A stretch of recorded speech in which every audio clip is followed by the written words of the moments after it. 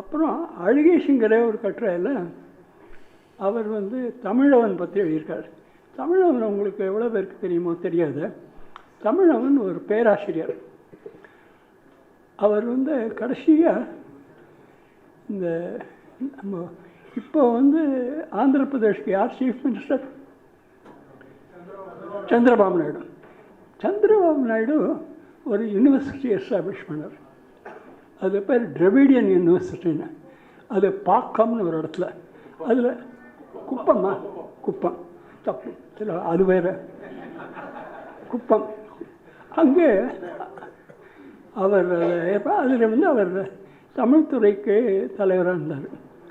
ஆனால் இவர் இந்த சாதாரணமாக இந்த பேராசிரியர்கள் இது அகாடமிக்ஸ்ன்னு நம்ம சொல்லணும்.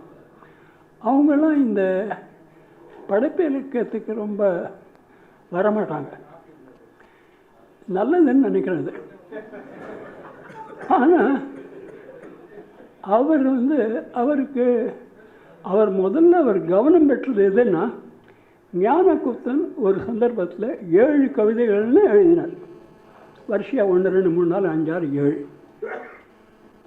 அந்த 7 கவிதைக்கு இவர் ஒரு விமர்சனம் எழுதினார். அது தாமரையில். இப்போன்னா அந்த தாமரை இதெல்லாம் வந்து உங்களுக்கு ஒன்றும் வித்தியாசமாக தெரியப்படுது. தாமரையும் ஒன்று தான், நவீன விருட்சமும் ஒன்று தான், அந்த மாதிரி ஆகிடுது.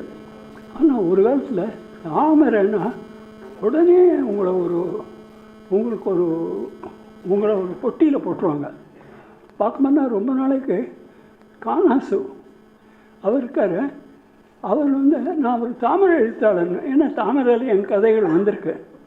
அதனால் அப்படிலாம் கிடையாது. தாமரை எழுந்து யாரோ கேட்டாங்க, நம்ம எழுதி கொடுக்குறோம். அதில் ஒரு நியூட்ரல் தான் அது. ஆனால் நம்ம ஏதோ வந்து இவங்களோடலாம் திட்டப்போகிறோம். ஏன்னா காணாசு பாவம், அவர் சிஐஏ ஏஜென்ட்டு, உனக்கு அங்கேருந்து வருது அமெரிக்கன் ஃபண்ட் அப்படிலாம் பண்ணவர். அவர் ஒரு அழுக்கு வேஷ்டியும் சட்டையும் போட்டுன்னு காஃபிக்காக ஒரு டாக்ஸி வச்சுன்னு எங்கேயோ போவார். அதனால் இப்படிலாம் சொல்லிட்டோம். எனிவே அழகேஷிங்கர் எழுதிய ஒரு கட்டுரை எழுதியிருக்கார். அதில் தமிழவன் அவர் வந்து அவருடைய புத்தகங்களை யாராவது படிச்சுட்டு அதுக்கு விளக்கம் சொன்னால் நான் ரொம்ப நன்றி உள்ளவனாக இருப்பேன். நான் இன்னும் ரொம்ப கொஞ்ச நாள் தான் இருப்பேன்.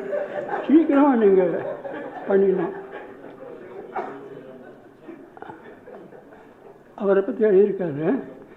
ஆனால் அந்த தமிழவன் இதில் ஒன்று எழுதியிருக்காரு. அது நார்மலாக இருக்கு. அதை ஒரு மாதிரி நீங்கள் புரிஞ்சுக்கலாம், ரசிக்கலாம் கூட. ஆனால் அவர் ரொம்ப ஏர்னஸ். இதில் என்ன தெரியுமா, இந்த மாதிரி அவங்கெல்லாம் ரொம்ப ஆத்மார்த்தமாக செய்கிற காரியங்கள். அப்போ அந்த ஆத்மார்த்தமாக செய்கிறப்போ உங்களுக்கு வந்து அதில் உங்களால் அதில் பங்கு பெற முடியலையேன்னு கொஞ்சம் வருத்தமாக, எனக்கு வருத்தமாக இருக்குது. அவ்வளோ ஆத்மார்த்தமாக அவங்க இருக்காங்க. ஐயோ, அவங்களோட நம்ம சேர்ந்து அதை அனுபவிக்க முடியலையேன்னு. எனவே தமிழவன் அவர் என்னுடைய நலம் விரும்பி, அவர் குப்பமில் வேலை பார்த்தாலும், திராவிட யூனிவர்சிட்டியில் வேலை பார்த்தாலும், அவர் நாவல் எழுதினாலும் கதைகள் எழுதினாலும் அவர் எனக்கு ஒரு பெரிய நலம் விரும்பி, அவருக்கு என் மேலே ஒரு அன்பான இடம் இருக்குது. அவரை பற்றி எழுதியிருக்காரு. அவருடைய படைப்பு இருக்கு.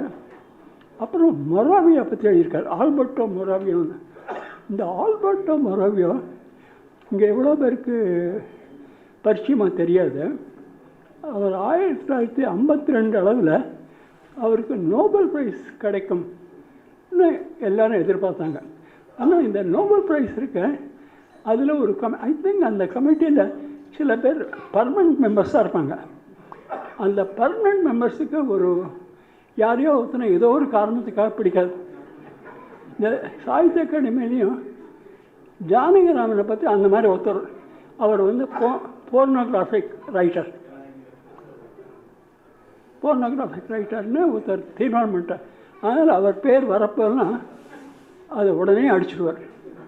அதனால் அவர் இந்த பதவியை விட்டு போனப்போ தான் ஜானகிராமனுக்கு பரிசு கிடைச்சிது.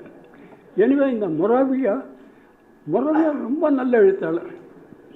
நீங்களாம் படிக்கணும். அவர் இட்டாலியன் இல்லை, அவர் முசோலினி பீரியடெல்லாம் அவர் ரெக்கார்ட் பண்ணியிருக்காரு, ஆல்பர்ட்டோ மொராவியோ. அண்ட் அப்புறம் subsequently he became a senior literary person. நிறைய இந்த லிட்ரரி ப்ரைஸஸ், அவார்ட்ஸ் அதுக்கெல்லாம் அவர் சேர்மனாக இருந்திருக்கார்.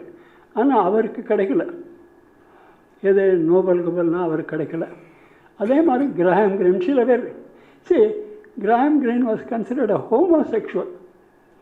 அது அங்கே இருந்த ஒரு மெம்பருக்கு ரொம்ப ஒரு பியூரிட்டானிக் மெம்பர், இந்த மாதிரி ஆளுக்கு கொடுக்கக்கூடாதுன்னு. எனவே அந்த மொராவியா பற்றி ஒன்று எழுதியிருக்காரு. ஆனால் மொராவியா ரொம்ப விசேஷமான எழுத்தாளர். நீங்கள்லாம் படிக்கணும். முடிஞ்சால் நீங்கள் மொராவியாவை படிச்சுருங்க. அப்புறம் இந்த காக்கா காலேக்கரத்து ஒன்று, அந்த டிரான்ஸ்லேஷன் ஒன்று இருக்குது. தென் டிரைவன் பற்றி ஒரு கட்டுரை இருக்குது. இந்த டிரைவன் அது இப்போ ஞாபகம் இருக்கும் உங்களுக்கு. அதாவது உட்லண்ட்ஸ் டிரைவ்னு ஒன்று இருந்து ரொம்ப விசேஷமான இடம்.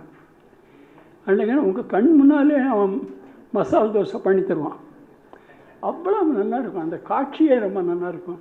பட் இப்போ அதெல்லாம் பார்க்க முடியாது. அது ஏதோ என்ன காரணம் சும்மா பண்ணி அது ஏதோ ஒரு பூங்கா எடுத்தேன். ஐ திங்க் அது செம்மொழி பூங்கா அந்த மாதிரி. ஸோ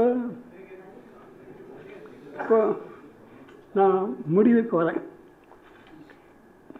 இந்த இந்த ஞானக்கூத்தனை பற்றி பேசினா அந்த அட்டையில் இருக்க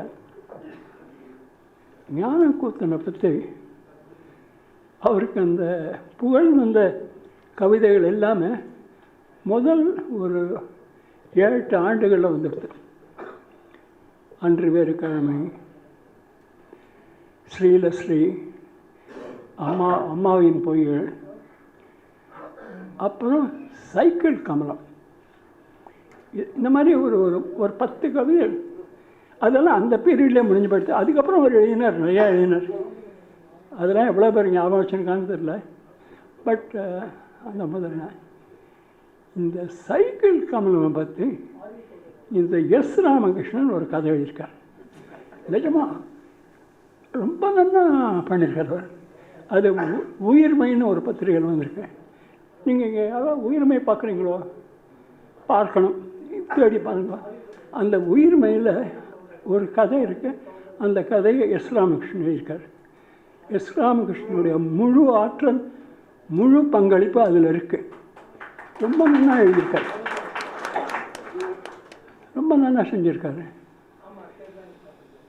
இந்த ஞானக்கூத்தனுடைய படம் இருக்க, அதை பற்றி 2 வார்த்தை சொல்லிட்டு நான் முடிச்சுடுறேன், உங்களுக்கு விடுதலை. இந்த ஞானக்கூத்தன் இந்த படம், இந்த மாதிரி ஒரு படத்தை நான் பார்த்தது கிடையாது. ஆனால் இதில் என்னென்னா, அவர் இங்கே ஒரு தாடி வச்சுருக்கார். பார்த்தீங்களோ? பாருங்கள், நீங்கள் கட்டாயம் பாருங்கள். என்ன அந்த இது இருக்க ரொம்ப கஷ்டம் அந்த வச்சுக்கிறது. ரொம்ப எனிவே உங்களுக்கு வேறு ஒரு உங்களுக்கு அசிஸ்டன்ஸ் இருந்ததுன்னா அதெல்லாம் பண்ணிக்கலாம். பட் இல்லைன்னு வச்சுங்க, நீங்களே பண்ணிக்கணும்னா அது ஒரு சமயம் அது கரெக்ட் ட்ரையாங்கிளாக வராது. இந்த ட்ரையாங்குலர் பியர்டு இருக்க உண்மையாக பார்த்தோம்னா அந்த என் பீரியடில் எரால்ஃப்லன்னு ஒரு ஆக்டர், அந்த மனுஷன் வச்சுப்பார். நீங்கள் எரால்ஃப்லன் கேள்விப்பட்டிருக்கீங்களா? சில பேர் கேள்விப்பட்டிருப்பாங்க. பட் அந்த நாளில் எரால்ஃப்லன் போஸ்டரில் அவனை போட்டு கையில் ஒரு கத்தி இருந்தால் அது அந்த கிட்டக்கே போக முடியாது அந்த தியேட்டரில். அப்படி ஒரு கூட்டம் இருக்கும். அண்ட் ரொம்ப சுவாரஸ்யமாகவும் இருக்கும். எரால்ஃப்லன் நல்லா இருக்கேன் மணி, ஏதோ பேக்ரவுண்ட் மியூசிக் கேட்குறது. இந்த இல்லை சினிமா பற்றி பேசுகிறதுனால பேக்ரவுண்ட் மியூசிக் தான். அந்த எரால்ஃப்லனில் ஆக்சுவலாக ஹி வாஸ் ஒரு அட்வென்ச்சரஸ் ஃபிலிம்ஸுக்கு தான் அவரை உபயோகப்படுத்துவாங்கன்னு பேர். ஆனால் வேறு award winning actors and actresses இருப்புக்கிறப்போட அவருக்கு டாப் பில்லிங் கிடைக்கும். முதல்ல அவர் பேர் போட்டுட்டு அப்புறம் மற்றதெல்லாம் வரும். அதனால் அந்த மாதிரியான இது. ஸோ இது பார்த்தப்போ எனக்கு எரால் ஃப்ரெண்ட் ஞாபகம் வந்தது. நான் ஒரு எரால் ஃப்ரெண்ட் அந்த காலத்தில் இப்போல்லாம் எங்கே சினிமாவுக்கு போக முடியாது, சினிமாவுக்கு போக முடியாது. நான் கடைசியாக பார்த்த கொட்டையில் உட்காந்து பார்த்த படம் ஜுராசிக் பார்க். ஸோ அந்த ஜுராசிக் பார்க்கில் வர ஒரு டைனோசார் மாதிரி நான் ஆகிட்டேன். இது இந்த மாதிரி இவ்வளவு சிறப்புகள், இன்னும் நிறைய சிறப்புகள் நிறைய இதெல்லாம் எழுதியிருக்கேன். இந்த எழுத்து புரியலை எனக்கு, நானே எழுந்து எனக்கு புரியல. ஸோ இதோடு நான் உங்களுக்கு விடுதலை கொடுத்துட்றேன். வணக்கம். விருட்சம் இதழினுடைய 100வது இதழ் வெளியானதுக்காக அழகிய சிங்கருக்கும் அவரோடு இணைந்து இந்த விழாவை நடத்துகிற அவருடைய நண்பர்கள் அனைவருக்கும் என்னுடைய முதல் வாழ்த்துக்களையும் பாராட்டுகளையும் தெரிவித்துக்கிறேன். நான் கல்லூரியில் படிக்கிற நாட்களில் இருந்தே இந்த பத்திரிகையை படிக்கிறதுக்கும் அதில் பங்களிப்பு செய்கிறதுக்குமான ஒரு சந்தர்ப்பம் கிடைத்திருக்கு. நான் மதிக்கிற தமிழினுடைய மிக முக்கியமான ஆளுமைகள் பலரும் விருட்சம் இதழில் எழுதியிருக்காங்க. ஒரு சிற்றிதழ், அதுவும் ஒரு இலக்கிய இதழ் 100 இதழ்களாக நடத்தப்பட்டு வருவதுங்கிறது இது தமிழ் சூழலில் ஒரு மிகப்பெரிய சாதனை. எழுத்தாளர்கள் பத்திரிகை நடத்துறது அப்படிங்கிறது தமிழில் ஒரு தொன்று தொட்டு வரக்கூடிய ஒரு மரபு மாதிரி வச்சுக்கலாம். அநேகமாக எல்லா முக்கியமான எழுத்தாளர்களும் ஏதாவது ஒரு சிறு பத்திரிகையை தமிழில் நடத்தியிருக்கிறாங்க. ஆனால் யாரும் இவ்வளோ ஆண்டு காலம் நடத்தினதில்லை. கொஞ்சம் காலம் நடத்துவாங்க, அதுக்கப்புறம் ஏதாவது ஒரு காரணத்தால் நின்றோம். பொருளாதார சிரமம் தான் அதனுடைய முதல் காரணம். அசோகமித்திரன் ரொம்ப அழகாக சொன்னார், அதை செலவழிக்கிறதுக்கான கொஞ்சம் பணத்தை அவர் தொடர்ந்து செலவழிச்சிட்டே இருந்திருக்காருன்னு. அதை விடவும் முக்கியமானது ஒரு சிறு பத்திரிகைக்கு படைப்புகள் பெறுவது தான். பெரும்பாலும் சிறு பத்திரிகைக்கு என்று எழுதுபவர்கள் அவ்வளோ எளிதாக எழுதி கொடுத்துட மாட்டாங்க. ஒரு சிறு பத்திரிகையில் படைப்புகளை வாங்குறதுங்கிறது எளிதான செயல் அல்ல. மௌலி தொடர்ந்து இந்த 25 ஆண்டுகளில் அதை தான் பெரிய சவாலாக சந்திச்சிருப்பார்னு எனக்கு தோணுது. பெரும்பாலும் அவர் தனக்கு கிடைத்த படைப்புகளை வெளியிட்டிருக்கிறார், சில நண்பர்களின் வழியாக வாங்கி வெளியிட்டிருக்கிறார். ஒரு பத்திரிகையினுடைய முகம்ங்கிறது அதனுடைய எழுதுகிற எழுத்தாளர்களின் வழியாக தீர்மானிக்கப்படுகிறது நான் நினைக்கிறேன். அப்படி விருட்சம் அப்படிங்கிற இதழினுடைய முக்கிய முகங்களாக இருந்தவர்களாக நான் ஒரு 5 பேரை கருதுகிறேன். இந்த 5 பேர் இந்த இன்னைக்கு அதனுடைய பழைய இதழ்கள் எல்லாத்தையும் நான் காலையிலேருந்து புரட்டி படிக்கும்போது அந்த 5 பேருமே இந்த இதழ்களுக்கான அந்த முகத்தை உருவாக்குறதுல ஒரு பெரிய பங்களிப்பு செய்திருக்கிறாங்க. மிக முக்கியமாக அதில் ஒருவர் ஞானக்கூத்தன். இந்த 100வது இதழில் ஞானக்கூத்தன் மறைந்துட்டார், அதனால் அவருடைய அட்டை இடம்பெற்றுக்குன்னு நான் நினைக்கல. இந்த விருட்சம் அப்படிங்கிறவுடைய இதழை உருவாக்கியதனுடைய ஒரு நாயகனுக்கு அதனுடைய 100வது இதழ் சமர்ப்பிக்கப்பட்டிருக்கிறதா தான் நினைக்கிறேன். ஏன் அப்படின்னா அவர் கவிதையை பற்றி எழுதிய கட்டுரைகள், அப்புறம் அவருக்கு புத்தக விமர்சனங்கள், அவருடைய கவிதைகளை விருட்சம் தொகுப்பு நூலாக வெளியிட்டு இருக்கிறது என்று இந்த விருட்சம் இதழை உருவாக்கியதில், அதற்கான அந்த இலக்கிய முகத்தை ஸ்தாபித்ததில் ஞானக்கூத்தனுக்கு ஒரு பெரிய பங்கு இருக்குது. ஞானக்கூத்தனுடைய மிக முக்கியமான கட்டுரைகள் இதில் வெளியாயிருக்கு. குறிப்பாக கவிஞர் தேவதச்சனை பற்றி ஞானக்கூத்தன் எழுதிய ஒரு கட்டுரை விருட்சம் இதழில் வெளிவந்திருக்கு. இவ்வளோ ஆண்டுகளாக தொடர்ந்து எழுதி வந்திருக்கக்கூடிய ஒரு கவிஞரை பற்றி நான் அறிந்த வரைக்கும் மிகச்சரியான மதிப்பீட்டில் வெளிவந்திருக்க ஒரே கட்டுரை அதுதான். தேவதச்சனை பற்றியே எனக்கு தெரிந்து 5-6 கட்டுரைகள் தான் தமிழில் எழுதப்பட்டிருக்கு. ஆனால் இவ்வளவு விரிவாக நுட்பமாக அந்த ஒரு கட்டுரை போதும். நான் இன்றைக்கி கூட அவர்கிட்ட சொன்னேன், உங்களுடைய தொகுப்பு ஏதாவது ஒன்றுக்கு அந்த கட்டுரையை முன்னுரையாக வெளியிடுங்க, நீங்கள் யாருங்கிறத ஞானக்கூத்தன் மிகச்சரியாக அடையாளம் காட்டுறார். இன்னொன்று, ஒரு நவீன கவிதையை எப்படி புரிந்து கொள்ளணும், படிக்கணும் அப்படிங்கிறதுக்கு அந்த கட்டுரை ஒரு மிகச்சிறந்த உதாரணமான கட்டுரை. அதே போல் அசோகமித்திரனுடைய கட்டுரை தொகுப்பிற்கு ஞானக்கூத்தன் ஒரு விரிவான விமர்சன கட்டுரை ஒன்றை ஒரு விஷயம் இதெல்லாம் எழுதியிருக்கிறார். அந்த கட்டுரையும் நான் படித்த அளவில் தமிழில் ஒரு புத்தகத்துக்கு எழுதப்பட்ட விரிவான விமர்சன கட்டுரை. எப்படியெல்லாம் அந்த புத்தகத்தை அணுக முடியும், எப்படியெல்லாம் பார்க்க முடியுங்கிறதுக்கு ஒரு மிகச்சிறந்த கட்டுரை. அதனால் ஞானக்கூத்தன் அவர்களுடைய பங்களிப்பு இதில் மிக முக்கியமானது. அப்புறம் நகுலன் அழகிய சிங்கர் கேட்டால் எதையும் எழுதி தரக்கூடியவர், அவரை தேடி பார்க்கக்கூடியவர். நானே பல முறை அவர் சென்னைக்கு வந்த நாட்களில் மௌலியோட சந்திச்சிருக்கிறேன். தொடர்ந்து ஞானக்கூத்தனை போலவே நகுலனும் விருட்சம் இதில் உருவாக்குனதில் அதில் அவரோட கவிதைகளை கொடுத்துருக்கிறாரு, கட்டுரைகளை கொடுத்துருக்கிறாரு. பல்வேறு நகுலனுடைய படைப்புகள் விருட்சம் வழியாக வெளியாயிருக்கு. இந்த நகுலன் மீதான அவருடைய அன்பும் அவருடைய படைப்புகள் மீதான மௌலியினுடைய ஒரு ஈர்ப்பும் தொடர்ந்து இருக்குது. எல்லாத்துலேயும் மாறி மாறி அதை பற்றி சொல்லிட்டே இருக்கிறாங்க.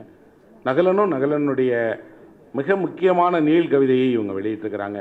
விருட்சம்ங்கிற பத்திரிகை பெருமைப்பட்டு கொள்ளக்கூடிய விஷயங்களில் ஒன்று வந்து நகுலனுடைய முக்கியமான கவிதைகளை கட்டுரைகளை வெளியிட்டிருக்குங்கிறது தான். இது போலவே இன்னொரு மூன்றாவது முகம் வந்து வெங்கட் சாமிநாதன். சாமிநாதன் தொடர்ந்து இதில் சினிமாவை பற்றி எழுதியிருக்கிறாரு, இலக்கியம் பற்றி எழுதியிருக்காரு, சிறுகதைகளை பற்றி எழுதியிருக்காரு, திடீர்னு வந்து காப்பியங்களை பற்றி எழுதியிருக்கார். பல்வேறு விஷயங்கள் பற்றி சாமிநாதனுடைய காத்திரமான விமர்சனங்கள் இருக்குது. ஒரு பக்கம் பிரமிழும் அவரும் எதிரெதிர் நிலைகளில் இருந்தால் கூட ரெண்டு பேரும் அடுத்தடுத்த பக்கங்களில் இடம்பெற்றிருக்கக்கூடிய ஒரே சிற்றிதழாக நான் விருட்சம் இதழில் தான் பார்க்குறேன். இந்த இதழில் ஒரு பக்கத்தில் பிரமிழோட ஒரு கடிதம் வெளியாக இருக்குது, 2 பக்கங்களுக்கு முன்னாடி சாமிநாதனுடைய ஒரு கட்டுரை வெளியாக இருக்குது. ரெண்டு பேரும் ஒரே இதழில் ஒருத்தரால் சந்திக்க வைக்க முடியுதுன்னா அது மௌலி மாதிரி ஒருத்தரால் தான் சாத்தியம். அந்த இடத்தை ஒரு விருட்சம் இதழ் கொடுத்துருக்குன்னு தான் அதுதான் இலக்கியத்தினுடைய முக்கியமானதுன்னு நான் நினைப்பேன். இந்த சாமிநாதனை போல, ஞானக்கூத்தனை போல, நகுலனை போல தொடர்ந்து ஒரு மகத்தான பங்களிப்பை உருவாக்கி அந்த பத்திரிகைக்கு குறைப்பாக உரைநடை சார்ந்ததாக ஒரு பெரிய கவனத்தை உருவாக்குனதில் அசோகமித்திரன் அவர்களுக்கு தான் பெரிய இடம். அசோகமித்திரனுடைய கட்டுரைகளை நான் அதில் வந்த கட்டுரைகளை எல்லாத்தையும் தனியாக இன்றைக்கி எடுத்து படிச்சுட்டே இருந்தேன். எல்லா விருட்சம் இதழ்லையும் அசோகமித்திரன் எதை பற்றியெல்லாம் எழுதியிருக்கிறாரு அப்படின்னு. அசோகமித்திரன் இன்னைக்கு பேசின இந்த உரையில் கூட பாருங்கள், அவருக்கு இருக்கக்கூடிய அந்த வாசிப்பினுடைய ஒரு மகத்தான அனுபவம், அவர் தொட்டு செல்லுகிற விஷயம், அதை எளிமையாக சொல்லுகிற விதம், அவருக்கே இருக்கக்கூடிய அந்த ஒரு கேலியான பகடியான குரல் எல்லாம் கலந்த அந்த கட்டுரைகள் வந்து தமிழில் மிக முக்கியமான கட்டுரைகள். அந்த கட்டுரைகளில் பல கட்டுரைகளை தொடர்ந்து எழுதியிருக்கிறார். 1-2 அதில் நான் குறிப்பிடணும்னு விரும்புகிறேன். குறிப்பாக ஒரு கட்டுரையை ஆரம்பிக்கிறார். அந்த கட்டுரை வந்து கடிகாரத்தை பற்றின கட்டுரை. கடிகாரத்தை பற்றி சொல்லிகிட்டே வர்றார். கடிகாரம், நாள் பார்க்கறது, கேலண்டர் வழியாக நம்ம காலத்தை தெரிஞ்சுக்கிறோம். அப்படியே அந்த கட்டுரை பாதிக்கு பிறகு என்ன பண்ணுது அப்படின்னா, சாய்பிபி அவர் குலாம் அப்படிங்கிற திரைப்படத்தை நோக்கி செல்ல ஆரம்பிக்குது. அந்த படத்தோட கதையை நான் ஒருத்தர்கிட்ட கேட்டேன், அவருக்கு அந்த கதையை சொல்ல தெரியல, ஆனால் அது தொலைக்காட்சி தொடராக வரும்போது நான் பார்த்தேன் அப்படின்னு சொல்லிட்டு வந்துகிட்டே இருக்கிறவர். அந்த கதையில் ஒரு வீட்டில் ஒரு கடிகாரம் ரிப்பேர் செய்கிறவனை பற்றின ஒரு பகுதி வருது. அவன் அந்த பழைய வீட்டில் இருக்கக்கூடிய எல்லா கடிகாரங்களுக்கும் சாவி கொடுக்கறது தான் அவனோட வேலை. என்னைக்காவது அந்த கடிகாரம் நின்று போயிடுச்சுன்னா அந்த வீடு முடிஞ்சு போயிடும்னு நினைப்பாங்க அப்படின்னு ஒரு கதாபாத்திரத்தை, அதுவும் ஒரு புகழ்பெற்ற நாவலில் வரக்கூடிய ஒரு கதாபாத்திரத்தை ஒரு சின்ன இதோட தொடர்பு கொண்டு சாய்பிபி அவர் குலாமை பற்றி சொல்லி அந்த கட்டுரை முடியும் போது ஷாஜஹான் அப்படின்னு ஒரு திரைப்படம் பார்த்தேன், அதோட கதை எனக்கு இன்னும் புரியவே இல்லை, கடந்த காலத்தில் இப்படி புரியாத கதைகளெல்லாம் யாராவது இப்போ விலைக்கு சொல்லுவாங்களா என்ன அப்படின்னு முடியுது. எத்தனை ஒரு சஞ்சாரம் பண்ணுவதில், அதில் இலக்கியத்தில் இந்த மாதிரி ஒரு மேன்மையான எழுத்துக்களை வாசித்த மனதுக்கு தான் இவ்வளோ பெரிய சஞ்சாரம் சாத்தியமானது. அதில் வந்து அசோகமித்திரன் அவர்களுடைய பங்களிப்புங்கிறது தமிழ் இலக்கியத்துக்கும் சரி, அதுலேயும் குறிப்பாக நவீன இலக்கியத்துக்கு அவருடைய பங்களிப்பு மிக முக்கியமானது.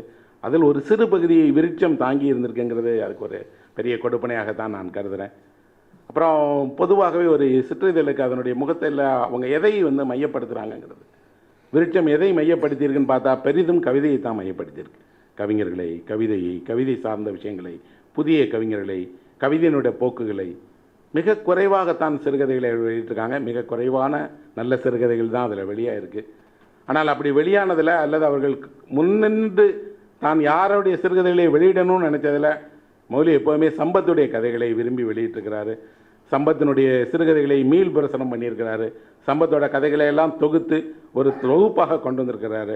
அந்த வகையில் பார்த்தா சம்பத்திற்கு கணையாளியில் அவர் அறிமுகமாகி கணையாளியில் அவருடைய கதைகள் வாசிக்கப்பட்டிருந்தாலும் கூட விருட்சத்தின் வழியாக அவர் ஒரு புதிய வாசக பரப்பை சென்றடைந்தார். நான் ரொம்ப காலமாக தேடிட்டு இருந்த ஒரு கதையை அவர் திரும்பி எடுத்த ஒரு இதழில் போட்டார். வீடியோ கேம் பற்றின விளையாட்டை ஒரு சிறுகதையில் வந்து சம்பத் எழுதியிருக்காரு. ஒரு அலுவலகத்தில் வீடியோ கேம் விளையாடுற ஒருத்தனுக்கு வந்து வீடியோ கேம்ங்கிற அந்த விளையாட்டால் என்ன உலகம் திறக்குது, அந்த அலுவலகத்துக்குள்ளே அவன் எப்படி வரான் அப்படின்னு சொல்லி ஒரு கதையை சம்பத் எழுதியிருக்கார். நான் அறிந்த வரைக்கும் ஒரு வீடியோ கேமை பற்றி தமிழில் எழுதப்பட்ட ஒரே கதையை சம்பத் எழுதினது தான். அந்த கதை கணையாளியில் வெளியானது. அந்த கதையை தேர்வு செய்து அவர் வெளியிட்டிருக்கிறார். இன்னொரு விருட்சம் இதெல்லாம் சாமியார் ஜூவுக்கு போகிறார் கதை திரும்ப வெளியாகிருக்கு. உதிர்ந்த நட்சத்திரம் வெளியாகிருக்கு. அப்படி பார்த்தா அவருக்கு சம்பத் மீது ஒரு பெரிய பேரன்பு இருந்திருக்கு. சம்பத்தோடைய மரணத்தை பற்றி சொல்கிறாரு. இதுக்கப்புறம் இன்னொரு முக்கியமான நபர் வந்து இந்த விருட்சம் இதெல்லாம் தொடர்ந்து எழுதியிருக்கார். அவர் காளிதாஸ் என்று அழைக்கப்படக்கூடிய கவிதை எழுதுகிற ஸ்டெல்லா புரூஸ். ஸ்டெல்லா புரூஸ் வந்து தன்னை பற்றி எழுதியிருக்காரு. தான் விரும்பிய விஷயங்களை எழுதியிருக்கிறாரு. தனக்கும் ஆத்மனோவுக்கான நட்பை பற்றி எழுதியிருக்கிறாரு. சிறுகதைகள் எழுதியிருக்காரு.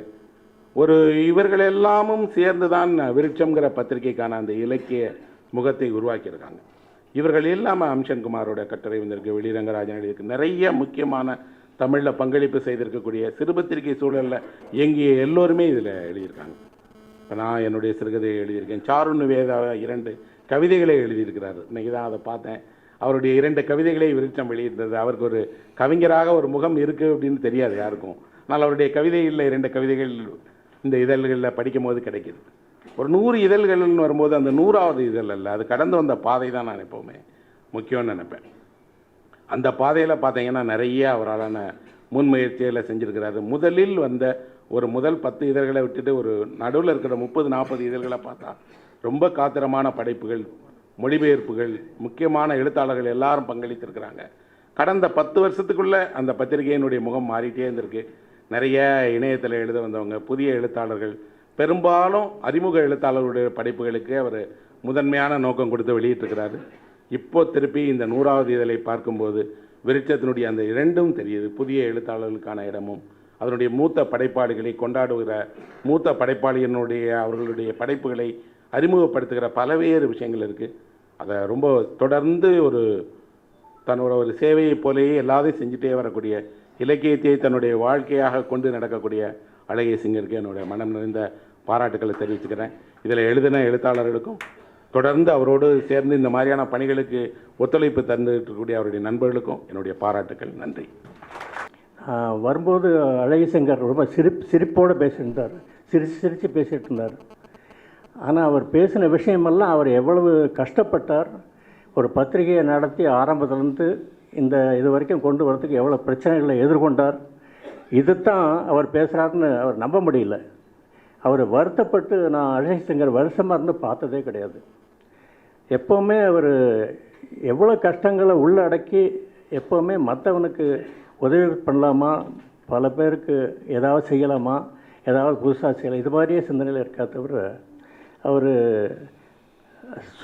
சுய பரிதாபமோ அந்த மாதிரி பார்த்ததே கிடையாது. அது ஒரு ஆச்சரியமான ஒரு நல்ல மனுஷன். பத்திரிகை ஆசிரியர் என்பதை விட ரொம்ப அருமையான மனிதர். அது எனக்கு கண்கூடாக தெரியும், பல விஷயங்களில் தெரியும். அவர் எவ்வளோ பேருக்கு இங்கே இருக்கிறவங்கள பல பேருக்கு நல்ல சரியான உதவிகள் செய்திருப்பார். நல்லது எழுத்தாளர்கள், கூட ஊழியர்கள், வயதானவர்கள், இந்த எவ்வளோ பேருக்கு உதவிகள் செய்திருக்கார். அவங்களுக்கெல்லாம் ஞாபகம் இருக்கும்போது அவருக்கு ஞாபகம் இருக்காது. ஆனால் நாம் அதை ஞாபகம் வச்சுக்கணும்னு எனக்கு அடிக்கடி எனக்கே யோசனை பண்ணி போது கொஞ்சம் நெகிழ்ச்சியாக இருக்கும் அதை பற்றி. அப்புறம் செல்லப்பா பத்திரிகை நடத்தினதுக்கும் இவர் பத்திரிகை நடத்துறதுக்கு எவ்வளோ வித்தியாசம் இருக்குது. செல்லப்பா ரொம்ப ரொம்ப கஷ்டப்பட்டிருக்கார். ஒரு எழுத்துங்கிறது அவர் ரொம்ப அதை விவரிக்க முடியாத கஷ்டத்தில் சேலஞ்சஸ் ரொம்ப நிறைய இருந்திருக்கு. அவரும் ஒரு ஒன் மேன் ஆர்மி தான், இவரும் ஒரு ஒன் மேன் ஆர்மி தான். ஆனால் இவர் பத்திரிகை தொடங்கிய சூழல், இவருடைய பின்புலம், இவருடைய வசதிகள், கணினி வசதிகள், பத்திரிகையை கொண்டு வர்ற இதெல்லாம் பார்க்கும்போது செல்லப்பா இன்னும் வேறு எங்கேயோ இருக்கார், ரொம்ப பயங்கரமான உயரத்தில் இருக்கார். இருந்தாலும் இந்த காலத்தில் இந்த மாதிரி சூழலில் ஒரு மனசு வரணும். பத்திரிகையில் எழுதுறது சுலபம், எழுதி போட்டு பிரசுரமாகிறது அது வேறு விஷயம்.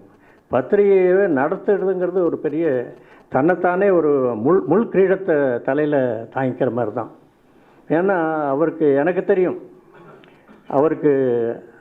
அவருடைய பாராட்டுகளை விட அவரை குறைபாடுகளை சொல்லியோ அல்லது விமர்சனப்படுத்தியோ இப்படி சொன்னது தான் அவருக்கு நிறைய நேர்ந்திருக்கு.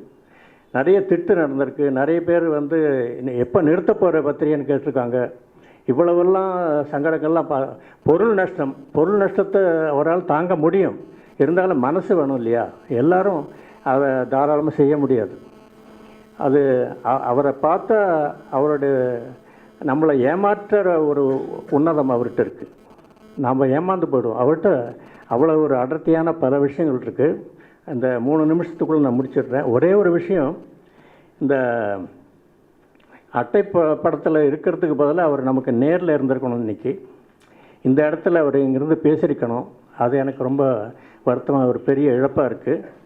ஆனால் இந்த அட்டைப்படத்துக்கு பதிலாக இதை வாசித்த போது இவருடைய இந்த கவிஞரின் ஒரு வாரிசு, அருமையான ஒரு வாரிசு உருவாகி வருவதாக எனக்கு தோன்றுகிறது. பேயோன் என்ற கவிஞர், அவர் இவருடைய மகன் என்று அறிந்தபோது எனக்கு மிகவும் சந்தோஷமாக இருந்தது. மிக அருமையான கவிஞராக அவர் வருவார் என்பதற்கு நல்ல அறிகுறிகள்லாம் இதில் இருக்குது. பேயோன் இவருக்கு சரியான ஒரு அருமையான ஒரு தொடர்பாக ஞானக்கூத்தனுக்கு இருப்பார் என்று தெரிகிறது. அதற்கு ரெண்டாவது 2-3 கதைகள் ரொம்ப அற்புதமாக இருக்குது. ஒரு மொழிபெயர்ப்பு என்று தெரியாமலேயே ஒரு கண்டுபிடிக்க முடியாத ஒரு கதை ஒன்று இருக்குது. ஐசியூன்னு ஒரு கதை, அற்புதமான கதை. அது கிருபானந்தம் மொழிபெயர்த்துக்கான்னு நினைக்கிறேன். அப்புறம் அம்சன் குமார் விட இவ்வளோ அழகாக அழகிசிங்கரை பற்றி வர்ணித்திருக்க முடியாது. அருமையான கட்டுரை ஒன்று எழுதியிருக்கார். இதெல்லாம் ரொம்ப நிறைவான ஆனால் இது 100வது பத்திரிகை என்பது இது ஒரு முடிவாக நினைக்காமல் இதே ஒரு ஆரம்பமாக நினைத்துக்கொள்ள வேண்டும். 100வது என்பது அடுத்த 100க்கு இன்னொரு முதல் இதழாக இதை வைத்துக்கொண்டு இவர் செயல்பட வேண்டும் என்பது என்னுடைய ஆழ்ந்த விருப்பம், எல்லோருடைய விருப்பம். அழகியசிங்கர் அவருடைய பத்திரிகை போன்றவர். அவர் பத்திரிகையில் என்ன இருக்கிறது என்பதை நாம படித்து தான் கண்டுபிடித்து கொள்ள வேண்டும். அவருக்கு முன்முடிவுகள் ஏதும் இல்லை என்று சாதாரணமாக சொல்லிவிடலாம். ஆனால் அவர் ஒரு தீர்மானமான முடிவுகளுடன் தான் அவர் கதைகளை வெளியிட்டு இருக்கிறார். வாழ்க்கையில் அவர் ஒரு அப்பாவி என்றும் பிழைக்க தெரியாதவர் என்றும் ஏதோ ஒரு வேலை செய்து கொண்டு இருக்கிறவர் என்றும் தோன்றும். ஆயினும் அவர் கலை மனம் கொண்டவர். அந்த கலை மனம்தான் அவரை தொடர்ந்து 100 இதழ்கள் வரையில் பத்திரிகையை கொண்டு வருவதற்கு வைத்திருக்கிறது. அது ஒரு ஆறு போல் வற்றாமல் ஜீவ நதியாக அவருடைய மனத்தில் ஓடிக்கொண்டு இருக்கிறது. அவர் பத்திரிகை மட்டும் நடத்தியவர் அல்ல, கூட்டங்கள் நடத்தினார். நான் கூட அவருடைய கூட்டங்களில் பேசி நிறைய வசதிகள் வாங்கி கொண்டு இருக்கிறேன். அதெல்லாம் நானாக தேடிக்கொண்டது. அவர் இதற்கெல்லாம் பயந்தாரா பயப்படவில்லையா என்பதெல்லாம் சொல்ல முடியாது. அவர் தன் காரியங்களை செய்து கொண்டிருந்தார். அவருடைய பத்திரிகை போன்று இன்னொரு விஷயம், அவர் வெளியிட்டு இருக்கின்ற நூல்கள், அவைகள் மிக முக்கியமானவை. புதிய நூல்களை வெளியிட்டது போல பழைய நூல்களையும் வெளியிட்டார்.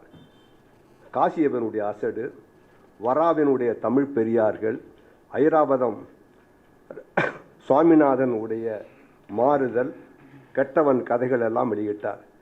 இந்த விருட்சத்தில் எழுதிய எழுத்தாளர்களில் எனக்கு முதல்வராக படிக்கிறவர் ஐராவதம் சுவாமிநாதன். அவர் எதை எழுதினாலும் நான் படிப்பேன். அவருக்கு ஒரு மிகப்பெரிய ஆளுமையும் கருத்தும் இருந்தது. அவர் இருக்கிற வரையில் அவருக்கு உற்ற துணையாகவும் எழுதி கொடுக்கக்கூடியவராகவும் இருந்தார். அவர் இந்த நேரத்தில் நினைவு கூறுவதற்கு எல்லோருக்கும் நன்றி கூறி விடைபெறுகிறேன். வணக்கம். பொதுவாக அந்த கல்வியாளர்கள் படைப்பிலக்கியத்தோட தொடர்பில் இல்லாமல் இருந்தால் நல்லா இருக்குன்னு அசோகமித்திரன் சார் சொன்னார். நான் இந்த மேடையில் எவ்வளோ பொருத்தமாக இருக்குன்னு தெரியல. நண்பர்களே, நான் இது யாருக்கோ தமிழனுக்காக யாருக்கோ சொல்கிறதா இல்லை, பொதுவாக இருந்தாலும் பாராட்டுறது யாரும் பாராட்டலாங்கிறதுனால எனக்கு அந்த வாய்ப்பை கொடுத்துருக்காங்கன்னு நினைக்கிறேன். அழகியசிங்கரை பொறுத்தவரை அவர் சொல்லியிருக்காரு, இந்த பத்திரிகை தொடங்கும் போது ஒன்றும் பீடிகையோடு தொடங்கலை, ஆனால் அதுக்கப்புறம் அப்படியே போயிட்டுருக்கு அப்படின்னு சொல்லிட்டு மற்ற பத்திரிகைகள்லாம் நிறையா 100 இதழ்கள்லாம் முன்னாடியே வெளியிட்டுட்டு, ஆனால் அந்த விருட்சம் மட்டும் முடியலை. சிறு பத்திரிகைகள் அப்படி வர்றதுக்கு வாய்ப்பு இல்லை. காரணம் என்னென்னா, தமிழ் சிந்தனை அவ்வளவு முன்னையாக இருக்கிறது, அதை பலப்படுத்துவதற்கு சிற்றிதழ்கள் இருக்குங்கிறார். அதிர்ச்சியாக இருக்குது. என்ன சொல்ல வர்றாருன்னு எனக்கு புரியல. அதாவது தமிழ் சிந்தனை அவ்வளவு முன்னையாக இருக்குங்கிறது ஏற்றுக்கொண்டால் அதையே நம்ம போய் பலப்படுத்தணும் இல்லை, அதை உடைக்கணும் தானே. அதை உடைக்கணுங்கிறத சிந்தனையை பலப்படுத்தணுங்கிற வகையில் செய்யணும்னு சொல்லியிருக்கார். ரெண்டாவது, எதையாவது ஒன்று செய்யும்போது செய்கிற வேலைகளில் ஒரு பயிர் இருக்குதுன்னு வச்சுங்களேன். மணிக்கொடி சீனிவாசன் சொல்கிறார், ஒரு பயிர் வளருதுன்னா அதுக்கு சூரிய வெப்பம் மட்டும் போதாது, அதை வளர்க்கிறவனின் மூச்சுக்காற்று வெப்பமும் அதற்கு தேவை, அந்த கை சூடும் அதற்கு தேவை. அப்படின்னு சொல்லுவார். அப்படி அழகிய சிங்கர் இந்த விருட்சத்தை பார்த்து பார்த்து வளர்த்துருக்காருன்னு தோணுது. ரொம்ப சிறப்பாக செய்திருக்கிறார். அவருக்கு கணையாழியின் சார்பாக வாழ்த்துக்களை தெரிவித்துக் கொள்கிறேன். பாரதி கூட தமிழாசிரியராக இருந்தவர் தான். கொஞ்சம் அவரையும் இந்த படைப்பிலக்கியத்தில் வாதிகளோடு சேர்த்து கொள்ளுங்கள். நன்றி, வணக்கம். நன்றி. ஒருத்தர் அட்டாக் பண்ணி இருப்போம். அவர் ஒன்று சொல்லுவார், ஜெயகாந்த கவிஞர் எழுத்தாளனே கிடையாதுன்னு வேறு. நான் உடனே சொன்னேன், அந்த கருவை தாங்கிறதுக்கே உனக்கு கருப்பை தாங்காதுன்னுவேன். இப்படி எங்களுக்குள்ளே ஒருத்தர் இடிச்சுக்கிட்டே இருந்தோம். எனக்குள்ளே ஒரு எழுத்தாளன் இருந்தான்னா அவனுக்கு உயிர் துடிப்போடு வாழ வச்ச ஒரு சில சக்திகளில் இந்தியன் பேங்க்கில் நம்ம அழகிய சிங்கர் ரொம்ப முக்கியமானவர். அது மட்டும் இல்லாமல் நம்மளுடைய வேணுகோபால் வந்திருக்காரு. என்னுடைய ரயில்வே ஸ்டேஷனில் பார்த்தா கூட பிளாட்ஃபார்மில் கூட என்னுடைய கவிதைகள்லாம் அப்படியே மனப்பாடமாக சொல்லுவார். என் கூட வேலை செஞ்சவர். இவங்கெல்லாம் சேர்ந்தபோது என்னுடைய ஆஃபீஸ், இந்த ஹெட் ஆஃபீஸில் இருந்தோம் நாங்கள் பீச் ஸ்டேஷனில். அங்கே பார்த்தா மத்தியான நேரம் வந்து முழுக்க திடீர்னு பார்த்தா பிரமீல் வந்து உட்காந்துட்டு இருப்பார் டிபார்ட்மெண்ட்டில். நாங்கள் கேன்டீனுக்கு போவோம். அப்புறம் திடீர்னு பார்த்தாக்கா சாரு நிவேதா வருவார். சாருக்கிட்ட நான் முதல்ல அழகிய சிங்கரை அறிமுகப்படுத்தி ஞாபகத்துக்கு வருது. சாரு இருக்கார், இருக்கல வரல. அவர்கிட்ட அறிமுகப்படுத்தும்போது ரொம்ப தமாஷாக இருந்தது எனக்கு. நான் அறிமுகப்படுத்தி இவர் தான் அழகிய சிங்கர்னு. பேர் என்ன கேட்டார். அழகிய சிங்கர். என்ன இது, ஜவ்வாது மலையில் எல்லாம் பெண்கள்லாம் அப்படியே அழுகிக்கிட்டு இருக்காங்க, இந்த நேரத்தில் உங்கள் பேர் மட்டும் அழகிய சிங்கரா? என்னைக்கு இது இப்படி ஒரு பேருன்னு எனக்கு ரொம்ப தர்ம சங்கடம். ஏன்னா ஒருத்தர் அறிமுகப்படுத்துகிறேன், அந்த நேரத்தில் இவர் போய் அட்டாக் பண்ணுறாரு. இன்னும் இப்படி இருக்குது அப்படின்னு. இப்படி காலசுப்ரமணியம் வருவார். திடீர்னு எங்களுடைய அந்த நேரங்கள் வந்து ரொம்ப அற்புதமான ஒரு காலத்தை வந்து எனக்கு இந்தியன் பேங்க்கில் உருவாக்கி கொடுத்ததில் மௌலிது இருக்குது. அதோட விருட்சத்தை பற்றி ஒரு சில வார்த்தைகள் மட்டும் சொல்கிறேன். விருட்சத்தை அவர் தொடங்கின போது ஒரு சின்ன விதையாக போட்டு அவர் ஒரு செடியாக வளர்கிற காலத்துலேருந்து நான் பார்த்துன்னு வந்திருக்கேன். இப்போ 100வது நாள் வந்திருக்கு. எல்லாம் பெரிய பெரிய எழுத்தாளர்கள்லாம், என்னால் மதிக்கப்படுற துதிக்கப்படுற எழுத்தாளர்கள்லாம் எல்லாருமே சூழ்ந்திருக்கீங்க. ரொம்ப அற்புதமான ஒரு கலெக்டிவ் கான்ஷியஸ்னஸ் உள்ள ஒரு இடம். இந்த இடத்துல எனக்கு என்ன தோணுதுன்னா, அந்த விருட்சத்தை அவர் எப்படி தொடங்கினார்னா, முதல்ல வந்து யான்ற பத்திரிக்கை நின்று போச்சே அப்படின்ற ஒரு ஆதங்கத்தில் தான் அவர் தொடங்கினார். அந்த யா பத்திரிக்கை நான் நடத்திக்கிறேன்னு கேட்டார். அவர் யாருக்கும் அவருக்கு அவ்வளோ வழி கொடுக்கல. அப்போ வேறு வழி இல்லாமல் விருட்சத்தை தொடங்கினார். விருட்சத்தை தொடங்கினோம். அவர் 4-5 ஆலோசகரெல்லாம் வச்சுட்டு இருந்தார். அந்த ஆலோசகரெல்லாம் பீச்சில் மீட் பண்ணுவாங்க. மீட் பண்ணி அவர் போட்டு குழப்பி விட்ருவாங்க. அவர் என்கிட்ட அவங்க சொல்லுவார், இல்லையா எல்லாத்தையும் இப்படி குழப்பி விட்றானுங்க, அவங்க என்னால் ஒன்றுமே முடியவே பண்ண முடியலன்னு வேறு.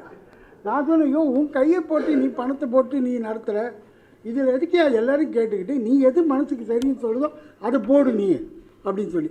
அப்புறமா வந்து 2வது இஷ்யூ 3வது இஷ்யூலேயே எல்லோரும் கட்டி விட்டு அவருடைய விருப்பத்துக்கு என்ன ஆசைப்பட்டாரோ. ஆனால் ரொம்ப தேர்ந்த வாசகன், தேர்ந்த ரசிகன். ஒரு மந்திரத்தை திருப்பி திருப்பி சொல்லுகிற போது அதுக்குள்ளே ஒரு சக்தி வருவது போல் அந்த அழகிய சிங்கர் வந்து தன்னுடைய இலக்கிய எழுத்துக்களை திருப்பி திருப்பி செய்துக்கிட்டே இருந்தார். ரொம்ப எதேச்சியாக, ரொம்ப சாதாரணமாக, அனாயாசமாக. அது ரொம்ப வேடிக்கையாக இருக்கும். அவரை நாங்களாம் ரொம்ப அட்டாக் பண்ணி பேசும்போது ஒரு மாதிரி சிரிப்பார் பிரமாமா. அது போல் ஆயிடுச்சா, இது போல் ஆயிடுச்சான்னு. ஒரு தடவை சுந்தராம் சார் பற்றி நம்ம ஐராவதத்தை பற்றி சொன்னார் இவர் வைத்தீஸ்வரன். ஐராவதம் எல்லோரும் பயங்கரமாக அட்டாக் பண்ணுவார். நேரில் இருந்தாலே நாங்களாம் அட்டாக் தான் பண்ணிக்குவோம். அப்போ சொல்லிட்டாரு, அந்த நாகர்கோயில் நவாப் தன்னுடைய அடியாட்களை வச்சு இதை போல் ஒரு மலர் போட்டிருக்கான்னு எழுதிட்டாரு. பாவம் இவர் வந்து அதை பிரிண்ட் பண்ணிட்டாரு. அப்புறம் என்கிட்ட வந்து சொல்கிறாரு, என்ன இது போல் எழுதிட்டாரு, அவன் திட்டி எழுதுறான், என்ன கண்ணாப்பினான். அதில் ஒருத்தர் என்ன செய்து விட்டார், ஐராவதத்துக்கு ஒரு காது கேட்காது இருந்த பெருசாக்கி இப்போ காது கேட்கல ஆனால் கண்ணும் தான் தெரியாதுன்னு நான் நினைக்கிறேன்னு அந்த அளவு தரக்குறைவாக இறக்கிட்டாங்க. இதிலெல்லாம் மௌலி பட்ட பாடம் வந்து நான் வந்து பக்கத்தில் இருந்து பார்த்தவன். இவ்வளோ சிரமங்களுக்கு இடையில் அவர் வந்து பாதி சில நேரத்தில் நான் நிறுத்திடலான்னு கூட சொல்கிறார். ஆனால் அவருடைய இலக்கிய ஆர்வம், அது மேலே வந்து ஒரு தூய்மையான ஒரு அன்பு, அதுதான் ரொம்ப முக்கியமான விஷயம். அது மேலே அந்த இலக்கியத்தோடு இருந்த அவருடைய அன்பில் அவர் ரொம்ப வேடிக்கையான விஷயம் என்னென்னா, அவரும் விருட்சமும் தனித்தனி இல்லைங்க, மௌலியும் விருட்சமும் ஒன்று தான். ஒரு 16 பக்கம் தாங்க அந்த இஷ்யூ. அந்த 16 பக்கத்துக்குள்ளே தான் இவ்வளோ அரசியல், இவ்வளோ பாலிமிக்ஸு, இவ்வளோ கலாட்டா எல்லாமே நடந்தது அந்த 16 பக்கத்துக்குள்ளே. இப்போ இந்த 100வது இது இத்தனை பக்கம் வந்திருக்கு, ரொம்ப சந்தோஷமாக இருக்குது. ஆனால் அவர் வந்து பெரியவர்களை தேடி தேடி போய், அப்போ காசியப்பனா தேடிக்கிட்டு போவார், ஒருத்தரையும் மதிப்பு கொடுத்து பழையவர்களெல்லாம் தேடிட்டு போய் எல்லார்கிட்டும் வாங்கி அனுப்பி அது செய்கிறது வந்து ரொம்ப அற்புதமான ஒரு காரியம். இப்போ மௌலியாவில் எனக்கு கிடைச்ச ஒரு நல்ல காரியம் என்னென்னா, என்னுடைய கவிதை ஒன்று புள்ளின்னு ஒரு கவிதையை வெளியிட்டார் அவர். அதில் திடீர்னு பார்த்தா சுபமங்கல இதுவில் நான் நகுலனை போட்டு வாங்குவாங்கன்னு வாங்கிட்டேன். ஆனால் விருட்சம் இதில் அவர் நகுலன் என்ன செய்கிறார், இந்த புள்ளின்ற கவிதையை பற்றி 3 பக்கம் பாராட்டி எழுதுகிறார். நான் ரொம்ப குறுகி போயிட்டேன். எவ்வளோ பெருந்தன்மையான மனுஷன் இவர் அப்படின்னு சொல்லி. இப்போ வந்து அதனால் இப்படிப்பட்ட பெரிய விஷயங்களெல்லாம் நடந்திருக்கு இந்த 16 பக்கத்துக்குள்ளே. அதான் ஒரு பெரிய மிசிசிபி நதி கூட ஒரு சின்ன ஒரு வெட்டுக்கிளி தாவி விடக்கூடிய ஒரு சின்ன ரிவலட்டாக தான் தொடங்குது அப்படின்றத இந்த விருட்சத்தில் தான் நான் தெரிஞ்சுக்கிறேன். அடுத்தது ஒரே ஒரு வார்த்தை, கடைசி வார்த்தை. நான் வந்து ஓவியர்கள் கூட ஒரு 40 ஆண்டுகளாக உருண்டு புரண்டு இருக்கேன். எழுத்தோடு எப்படி உருண்டு புரண்டு இருக்கணும், அதே போல் அவங்க கூட போய் பெயிண்டிங்கை மாட்டி அவங்கள இது பண்ணி வீட்டுக்கு வர்றவங்களுக்கு தோசை சுட்டு கொடுத்து என்னென்னமோ செய்திருக்கேன். ஆனால் அந்த எழுத்தாளர்களுக்குள்ளே இப்படி ஒரு பாண்டேஜ், ஒருவர் சக எழுத்தாளனை மதித்து கொள்வது போல் ஒரு போக்கு சக ஓவியர்களுக்குள்ளே இல்லைன்னு நினைக்கும் போது மனசு ரொம்ப கஷ்டமாக இருக்குது எனக்கு. அந்த இடத்துல நான் இதை பதிவு பண்ணி இந்த குவிகம் இதன் மூலமாக என்னுடைய இனிய நண்பர் சுந்தரராஜனும் நம்மளுடைய இவரும் சேர்ந்து எந்த அளவுக்கு செய்கிறாங்க அவங்களுக்கு நான் ரொம்ப பாராட்டு தெரிவித்து நான் நன்றி கூறி விடைபெறுகிறேன். அழகிய சிங்கர் மாதிரியான ஒரு மனுஷன்னா அதான் கரிக்கி சொன்ன மாதிரி தான் நீ ஒரு நல்ல மனிதன் அப்படின்றது தான் ஒரு மனிதனுக்கு கிடைக்க வேண்டிய மிகச்சிறந்த பட்டம். நீ கவிஞனாக இருக்கலாம், பத்திரிகையாளனாக இருக்கலாம், விமர்சகராக இருக்கலாம், அதெல்லாம் வந்து 2ஆம் பட்சம். முதல்ல மனுஷனாக இருக்கியான்றது தான். அந்த மாதிரி மனுஷனாக நான் அறிந்து கொண்ட ஒரு நபர் வந்து அழகிய சிங்கர். இந்த விருட்சம் வந்து தொடர்ச்சியாக வந்துக்கிட்டு இருக்குது. அதை வந்து படிக்கிறதுக்கான ஒரு வாய்ப்பு எனக்கு கிடச்சிருக்குது. ஸோ அதை படிக்கும்போது மனசில் அந்த ஒரு நிமிஷம் ரொம்ப ஒரு மேன்மையான விஷயங்களை சிந்திக்கக்கூடிய அற்புதமான கணங்களை அழகிய சிங்கர் எனக்கு கொடுத்துருக்கிறாரு. அதை நினச்சி அவருக்கு நான் நன்றி சொல்லணும். முக்கியமாக நான் இங்கே வந்ததனுடைய நோக்கமே அதுதான். இந்த 100 இதழ்களை கொண்டு வர்றதுன்றது எந்த விதமான தரத்தில் சமரசம் செய்து கொள்ளாமல், அதை வந்து கைமாற்றியும் விடாமல், அதை எந்த விதமான அந்த இதுக்கு குறைவுபடாமல் அதை வந்து கொண்டு வர்றதுன்றது மிகப்பெரிய சாதனை தமிழ்ச்சூழலில். ஆனால் இன்றைக்கி ஒரு ஞாயிற்றுக்கிழமை இந்த அரங்கம் நிறைந்திருக்கிற இந்த காட்சியும் அதே மாதிரியான ஒரு அபூர்வமான விஷயந்தான். ஏன்னா இலக்கிய கூட்டத்துக்கு ஆட்கள் வர்றது அப்படிங்கிறது ஒன்றும் நினச்சி பார்க்க முடியாத விஷயமாக இருக்குது. அதோட தொடர்புடையவங்க ஏதாக்கிலும் ஒரு சினிமா துறையை சேர்ந்தவங்க இவங்க வந்தால் தான் உண்டு. இங்கே பற்றி இருக்கிறதுல நம்ம எஸ் ராமகிருஷ்ணன் ஒருத்தர் தான் சினிமாக்காரர் மாதிரி தெரியுது எனக்கு. மற்றவங்க எல்லோரும் வந்து வாசகர்களாகவோ அல்லது படைப்பாளர்களாகவோ இலக்கியத்தோடு தொடர்புடையவர்கள் தான் இங்கே இருக்கிறோம். நம்ம இந்த மாதிரி ஒரு கூட்டத்தை இங்கே வந்து இன்றைக்கி கூட்ட முடியுதுன்னா அதுவும் அழகிய சிங்கர் எல்லாரோடையும் பழகக்கூடிய ஒரு தன்மையை பொறுத்து தான் அதுவும் அமைஞ்சிருக்கு. அவர் நல்லா இருக்கணும், ஆரோக்கியத்தோடு இருக்கணும், இன்னும் நிறைய இந்த மாதிரி இலக்கியத்திற்கு நல்ல காரியங்களை அவர் செய்யணும். ஏன்னா இந்த புத்தகம் கொண்டு வர்றது, சிற்றிதழ் கொண்டு வர்றது மிக சிரமமான பணி. ரொம்ப அதனுடைய ஃபைனான்ஸ் ஏற்பாடு பண்ணுறதும் சரி, அதுக்கான படைப்பாளர்கள்கிட்டேருந்து அந்த மேட்டரை வாங்கிறதும் சரி, அந்த குறிப்பிட்ட தேதிக்குள்ளே அதை கையில் எடுத்து வைக்கிறதும் சரி, எல்லாமே வந்து நம்மளுக்கு சங்கடமாகத்தான் இருக்கும். அதில் சிறுபத்திரிகையினாலேயே எப்படியோ ஒரு மாதிரியாக நமக்கு முன்னால் இருந்தவங்க பல விஷயங்களில் நம்மளுக்கு முன்னோடிகளாக இருக்கிறாங்க. ஆனால் சிறுபத்திரிகையினாலேயே ஒரு குடும்பப்பிடி சண்டை, அது ஒரு கிளிஷே, ஒரு கட்சி, இதெல்லாம் உண்டாகிறது தவிர்க்க முடியாததுன்ற மாதிரி ஒரு நிலைமை வந்து இருந்திருக்கு முன்னால். ஆனால் அந்த மாதிரி எல்லாம் வந்து ஒன்றுமே இல்லாமல் வெறும் நல்லபடியான இலக்கியத்தை மட்டும் அவர் தொடர்ச்சியாக செஞ்சுக்கிட்டு இருக்கிறாரு. அது ரொம்ப பாராட்டப்பட வேண்டிய ஒரு விஷயம்னு எனக்கு தோணுது.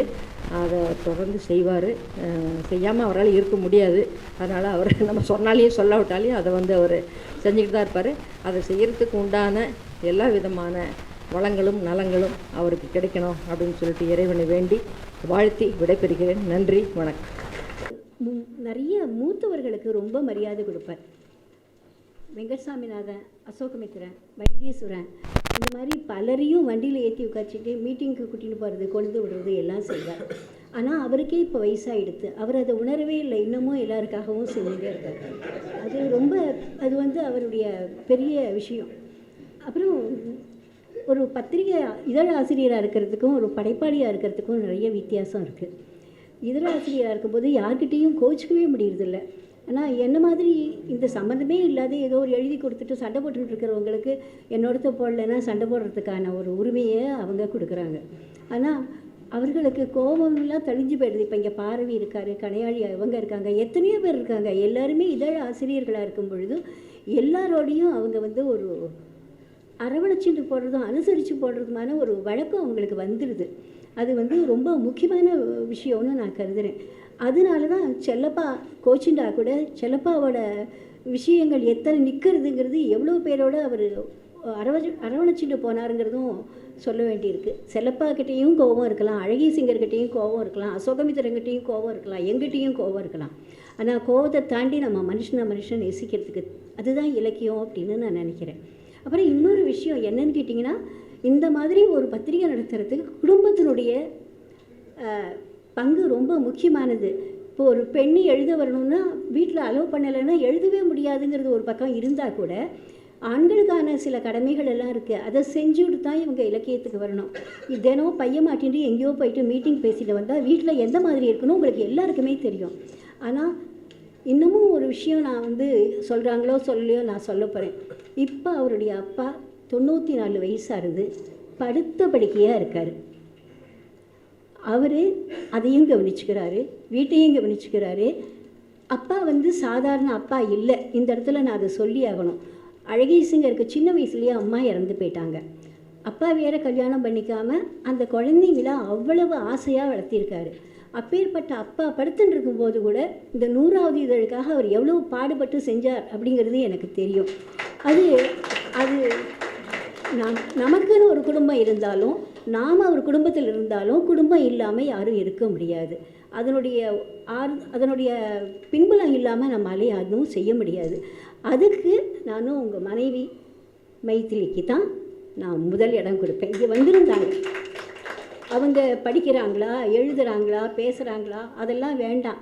ஒரு ஆண் இந்த மாதிரி ஒரு பத்திரிகை சொந்த காசை போட்டு நடத்துறதுக்கு அலோவ் பண்ணுறதே ஒரு குடும்பத்தினுடைய பெருமைன்னு நான் நினைக்கிறேன். அதை நான் சொல்கிறேன். நன்றி, வணக்கம். மிகவும் அருமையான அழகிய சிங்கருடைய குடும்ப பாங்கினை எடுத்து உரைத்தார்கள். அவருக்கு நமது நன்றி. அடுத்தது திரு வெளி ரங்கராஜன்.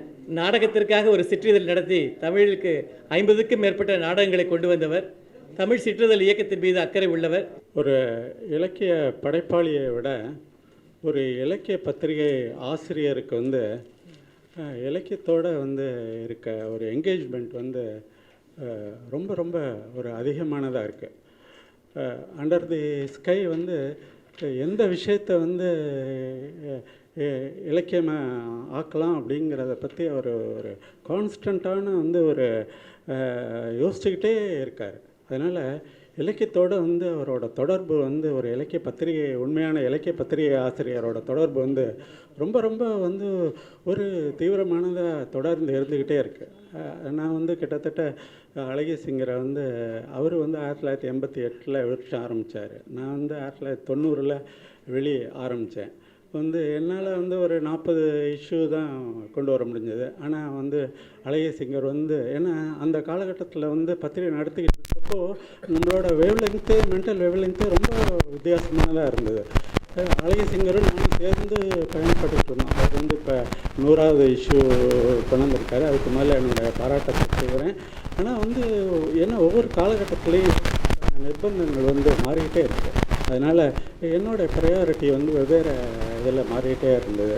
ஆனால் தொடர்ந்து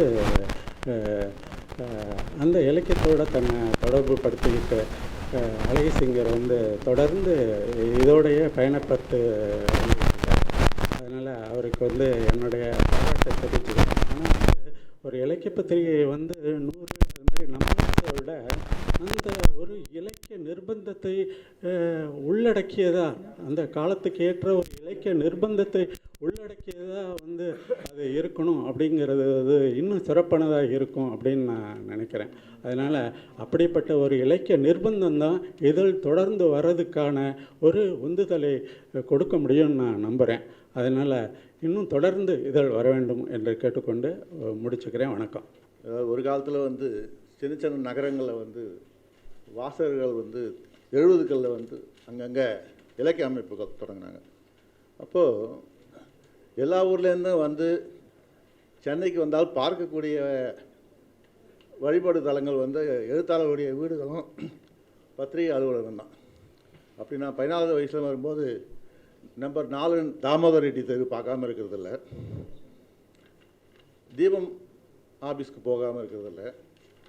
கச்சரத்தப்புறம் ஆரம்பித்த பிறகு கச்சரத்தப்புறம் ரூமில் உட்காந்துட்டு ஸ்டாம்ப் ஓட்டுறதுலேருந்து அவங்களோட பேசுறதுலேருந்து, அது பிரமிழ் ஆகட்டும் இல்லை யாராகட்டும் எல்லாரோடும் சேர்ந்து போய் டீ சாப்பிட்டு வர்றதுலேருந்து எல்லாமே செஞ்சுட்டு அப்படி ஒரு அந்த வகையில் நாங்கள் வந்து 74 பிரக்ஞை ஆரம்பிக்கும்போது அது ஒரு அனுபவமாக ஆக இப்படி வந்து நாடகம் என்பது வீதி நாடக இயக்கம், சினிமாவுக்காக உருவா ஃபிலிம் சொசைட்டி, கூத்துப்பற்றைக்காக கூத்துகளை சென்னைக்கு கொண்டு வந்தது, இப்படி பல்வேறு விஷயங்கள் வரும்போது அதே மரபில் வந்து அழகிய சிங்கர் வந்து இந்த சிறுபத்திரிகை ஆரம்பிக்கும்போது அது இயல்பான ஒரு நட்பு என்று சொல்லக்கூடியது, சக பயணி என்ற முறையிலே அவருக்கு எப்போதுமே என்னுடைய அன்பும் அவரை பாராட்டலும் உண்டு. ஒரு சமயத்தில் வந்து மாலன் அவர்கள் இந்தியா டுடே என்ற தமிழ் இதழுக்கு ஆசையாக போது அவர் என்னுடைய நண்பர் தான், ஒரு சிறுகதை கேட்டிருந்தார். அப்போது நம்முடைய அழகிய சிங்கருக்கு சிறுகதை கேட்டிருந்தார். ஆக நான் வந்து அழகிய சிங்கர் தேர்ந்தெடுத்து என்னுடைய தீனி என்ற கதையை அழகிய சிங்கருக்கு தந்தேன். அந்த கதையை அவர்கள் ஒரு சிறுகதை தொகுப்பில் கொண்டு வந்தார், அப்புறம் வந்து இன்னொரு தொகுப்பில் கொண்டு வந்தார். அதுக்கப்புறம் நம்ம விட்டல்ரா வந்து அந்த நூற்றாண்டின் சிறந்த செல்வதாக, அதுக்கு காரணம் வந்து அழகிய சிங்கருடைய விருஷத்தில் வந்து தான் காரணம், இந்தியா டுடேல வந்து அது காணாமல் போயிருக்கும் என்று கூறி இந்த நேரத்தில் வந்து நம்முடைய இத்தனை ஆண்டு இப்போ தலா என்ற பத்திரிகையை வந்து அதனுடைய தொடர்ச்சியாக செய்து கொண்டிருக்கிறோம். சில கருத்துக்களை மட்டும் இந்த நேரத்தில் அழகிய சிங்கரை வாழ்த்துவது என்பது இந்த ஒரு கருத்தோட்டத்தில் அமையும் என்பதற்காக சில கருத்துக்களை முன்வைக்க விரும்புகிறேன். இந்த நேரத்தில் இப்போ 90 ஆண்டுகளை பற்றி பாராட்டுறாங்க, 100 இதழ்களையும் பற்றி பாராட்டுறாங்க. ஆனால் கச்சடத்தப்புறம் முதல் இதழில் வந்து வெகுஜன பத்திரிகை நிலைக்கு எதிராக போர்க்கொடியை உயர்த்திய ஞானக்கூத்தன், உங்களுக்கு மட்டும் ஏன் அடிக்கும், எங்களுக்கும் தான் அடிக்கும் அப்படின்னு சொல்லி சொன்னவர் வந்து ஞானக்கூத்தன் நாமசாமி போடுவாங்க. அப்போ வந்து மகா கணபதி பதியை மறக்கவே முடியாது. அவர் ஒரு அருமையான கவிதை எழுதியிருந்தார். ஊர் கேட்கும் சீர்தலையும், நீர் கேட்கும், நீர்னா நாமம், வார்முலையும், இனி இல்லை இனி இல்லை இனி இல்லை. இதுதான் சிறுபத்திரிகை. ஆக இப்படி ஒரு ஆரம்பித்த ஒரு நமக்கு வந்து நூற்றாண்டு கால வரலாறு இருக்குது. 100 இதழ்ன்றது ஒரு விஷயமே இல்லை. ஆக்சுவலாக வந்து எத்தனையோ நூற்றாண்டுகளுக்கான ஒரு மரபு சார்ந்து நம்ம இருக்கிறோம். ஒரு இடத்துல நின்று போச்சுன்னா இன்னொரு இடத்துல வேறு எங்கேயோ ஆரம்பிக்கும். நம்முடைய வாரிசு வந்து வேறு எங்கேயோ இன்னொரு இடத்துலேருந்து முளைப்பாங்க. அதனால் தொடர்ந்து செயல்படுறது என்பது ஒரு பெரிய விஷயமே இல்லை.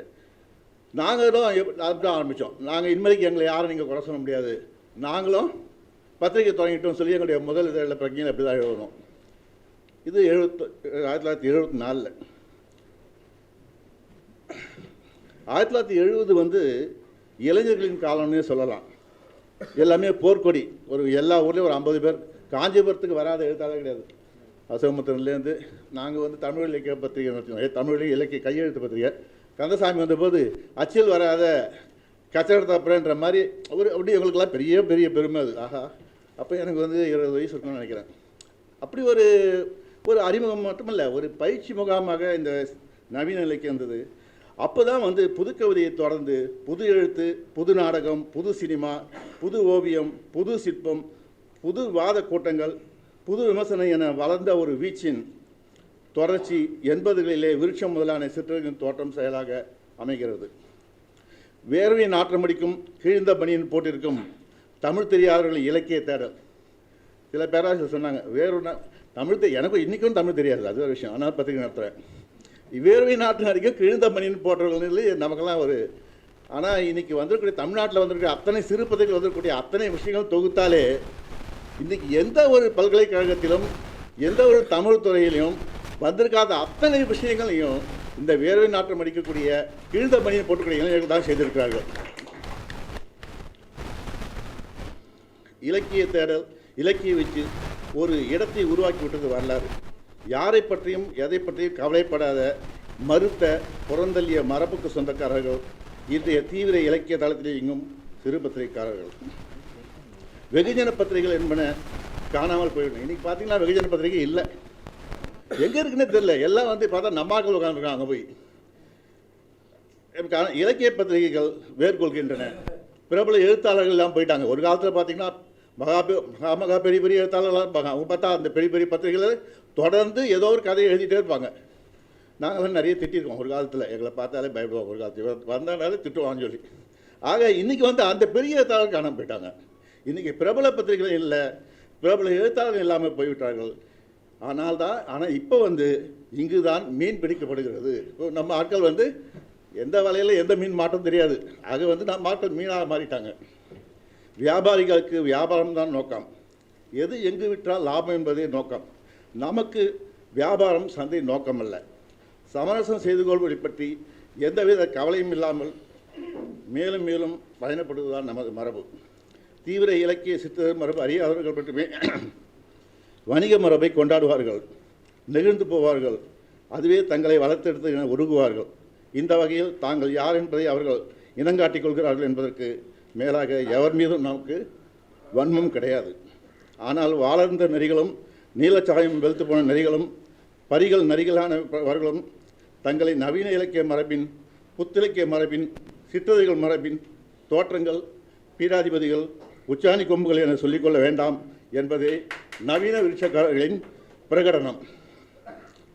புதிதாக வாசிக்க போகும் இளைஞர்கள், எழுத போகும் இளைஞர்களை, விமர்சிக்க போகும் இளைஞர்களை இந்த விலை போனவர்கள் மடைமாற்றி விடக்கூடாது என்பதே மட்டுமே நமது கவலை என்று கூறி என்னுடைய வேண்டுகோள், இளைஞர்களை உரிய இடத்தில் நம்பிக்கை வையுங்கள். நீங்கள் நம்பிக்கை கொள்ள வேண்டிய இடம் தீவிரமான இலக்கிய போக்கள் உள்ள சிற்றர் என்று கூறி விடைபெறுகிறேன். நம்முடைய அழகிய சிங்கருக்கு வாழ்த்துக்கள். நன்றி, வணக்கம். அந்த கன்செப்ஷன் இல்லைன்னா போய் சொல்லி நிற்க முடியாது. அந்த மாதிரி விஷயத்தில் வந்து அழகிய சிங்கரை வந்து பாராட்டணும். அழகிய சிங்கர் நல்ல கவிஞர், நல்ல எழுத்தாளர். எல்லாத்தையும் விட இன்னொரு முக்கியமான விஷயம், அவர் ஒரு நாடக நடிகரும் கூட. ஆமாம், ஒரே ஒரு நாடகத்தில் நடிச்சிருக்கார். பரீட்சா நாடகத்தில் மூர் மார்க்கெட் அப்படின்னு ஒரு நாடகம் ஒன்று போட்டோம். அறந்தே நாராயணன் எழுதின நாடகம் அது. அதில் ஒரே ஒரு தடவை நடிச்சிருக்கார். அதுக்கப்புறம் என்னை பார்க்கும்போதெல்லாம் சொல்லுவார், டேய் நானும் உன் கூட நடிக்கிறேன்டா, எப்போ வர. ஆனால் வரமாட்டார். அவர் என்னமோ மேடை ஏறுறதுக்கு பயம். அப்படி இருந்தும் இன்னொரு விஷயம், முக்கியமான விஷயம் அழகிய சிங்கரை பற்றி சொல்லணுன்னாக்கா, ரொம்ப பிடிவாதக்காரர். ஏதாவது ஒரு விஷயம் வேணும்னாக்கா அதை வந்து கேட்டு வாங்கி போட்டுட்டு தான் போவாரே தவிர விட மாட்டேன். நான் வந்து அப்பப்போ ஏதாவது எழுதிட்டு இருப்பேன். ஒரு நாளைக்கு என்கிட்ட வந்து, நீ இந்த மாதிரி பைத்தியக்காரத்தனம் வேலையெல்லாம் செய்யாத, நான் கேட்குறேன், எனக்கு இப்போ எழுதி கொடு அப்படின்னு உட்காந்து 15 நிமிஷம் என்னை உட்கார வச்சு என்னை ஒரு பக்க கட்டுரை எழுதி வச்சுட்டு அதை வாங்கிட்டு தான் போனார். அதுக்கப்புறம் ரொம்ப கட்டாயப்படுத்தி என்கிட்ட தான் ஒரு கதை வாங்கினார். அந்த கதை பேர் ஜூலையில் பூத்த டிசம்பர் பூக்கள். அந்த கதை வந்து நான் வேண்டாண்டா, அதை போட வேணாம், சரியாக வராது. இல்லைடா கூடுறா, நான் போடுறேன்னு. அந்த கதையை படிச்சுட்டு என்னை ஒரே ஒரு ஆசாமி பாராட்டினார். அவர் யார் தெரியுமாண்ணா? சா கன்சாமி. டேய் நீ இப்படிலாம் எழுதுவ கதை அப்படின்னார். நான் சொன்னேன், அப்பப்போ ஏதாவது எழுதிட்டுருப்பேன் அப்படின்னு. இந்த மாதிரி ஒரு விஷயத்தில் அழகிய சிங்கர்கிட்ட என்ன பாராட்டணுன்னாக்கா, யாராக இருந்தாலும் சரி, அவருடைய வேலை ஆகணும்னா வந்து உட்காந்து அவருடைய வேலையை முடிச்சுட்டு தான் போவார். அழகிய சிங்கர் வந்து ஒரு 10-15 வருஷத்துக்கு முன்னாடி ஒரு தடவை நான் வீட்டில் இருக்கும்போது அவரும் சிபிச்செல்வன்னு ஒரு கவிஞர் அழைச்சிட்டு வந்தார். அவர் அழைச்சிட்டு வந்துட்டு, பாரு நான் வந்து பத்திரிகை நடத்துகிறேன் பாரு. அப்பப்போ பார்க்கும்போது புக் எக்ஸ்பிளனில் பார்க்கும்போது கையில் பணம் இருந்ததுன்னா உடனே கொடுப்பேன்.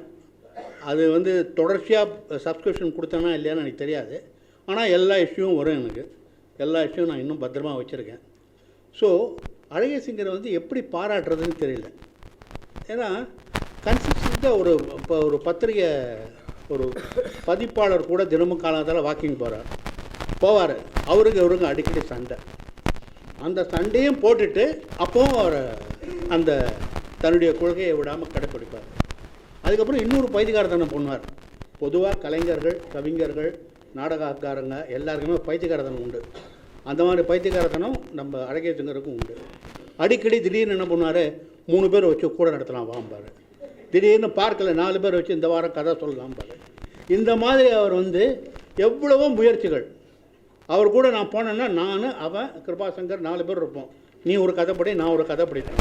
ஏன்னா நம்ம தான் தினமும் சந்திக்கிறோமே, தினமும் படிக்கிறோமே. இல்லை படி அப்படிவார். இந்த மாதிரி ஒவ்வொரு விஷயமும் பார்க்கில் மீட்டிங் போடுறதுலேருந்து வீட்டுக்குள்ளே மீட்டிங் போட ஆரம்பித்தார். அந்த மீட்டிங்கு மொத்தம் 4 பேர் வந்தோம். அதுக்கப்புறம் வேணாடா வீட்டில் பொண்ணு போனோம், பார்க்கில் போனோம் அப்படின்னு சொல்லி இந்த மாதிரி தன்னுடைய விஷயங்களை மாற்றிக்கிட்டே இருப்பார். ஆனால் அவருடைய குறிக்கோள் ஒன்று, எப்படியாவது நல்ல விஷயங்களை 4 பேருக்கு சொல்லணுங்கிற ஒரு குறிக்கோள். அந்த மாதிரி ஒரு விஷயத்தினால அழகிய சிங்கரை வந்து எனக்கு ரொம்ப பிடிக்கும். தொந்தரவு தான், ஆனால் ரொம்ப பிடிக்கும். I wish you all the best. 1980களின் இடைக்காலத்தில் டெல்லியிலிருந்து சென்னைக்கு பணிமாற்றமானது. எனக்கு டெல்லியில் வங்கி அதிகாரியாக அந்நிய செலாவணித்துறை கவனித்து கொண்டிருந்தேன். இங்கே பணிமாற்றம் கணினியில் நிரல் எழுதுகிறவனாக. டெல்லியில் இருந்த பொழுது அலுவலகம் போக மீதி நேரத்தில் அப்பப்போது கிடைக்கும் கவிதை எழுதி கொண்டிருந்தேன். கணையாழி, தீபம் போன்ற பத்திரிகைகளில் வரும். அந்த 2 பத்திரிகைகள் தான் வரும். சென்னைக்கு வந்தவுடன் முக்கியமாக கவிதையில் இருந்து உரைநடைக்கு மாறினேன், சிறுகதைக்கு மாறினேன். முக்கியமான காரணம் இலக்கிய சூழலில் கம்ப்யூட்டர் தான். சி ப்ரோக்ராம் எழுதி நிறைய அச்சடித்து ஒரு பக்கம் காலியாக இருக்கிற பேப்பர் காகிதங்கள் நிறைய கிடைக்கும். அந்த பேப்பரை என்ன செய்வது? பின்னால் எல்லாம் கதை எழுதினேன். திருப்பவும் கணையாழியிலும் தீபத்திலும் அந்த கதைகள் வந்தன. நிறைய ப்ரோக்ராம் இருந்தது, நிறைய கதைகளும் வந்தன. சரி, வேறு என்ன பத்திரிகைகள் நமக்கு கிடைக்கும்? அந்த தேடலின் போது தான் முன்றில் எனக்கு கிடைத்தது. முன்றில் திரு மா அரங்கநாதன் அவர்கள் சென்னை தீநகர் ரங்கநாதன் தெருவில் முன்றில் என்ற ஒரு புத்தக விற்பனை நிலையம் நடத்தி கொண்டிருந்தார். அங்கே பதிவாக நான், நண்பர் எஸ் ராமகிருஷ்ணன், சாரு நிவேதிதா, மறைந்த ஜெயந்தன் அவர்கள், மறைந்த கோபிகிருஷ்ணன், இப்படி நிறைய பேர் அப்பப்போது வருவோம். திரு அரங்கநாதனோடு பேசி கொண்டிருப்போம், அவருடைய மகன் மகாதேவனோடு பேசி கொண்டிருப்போம்.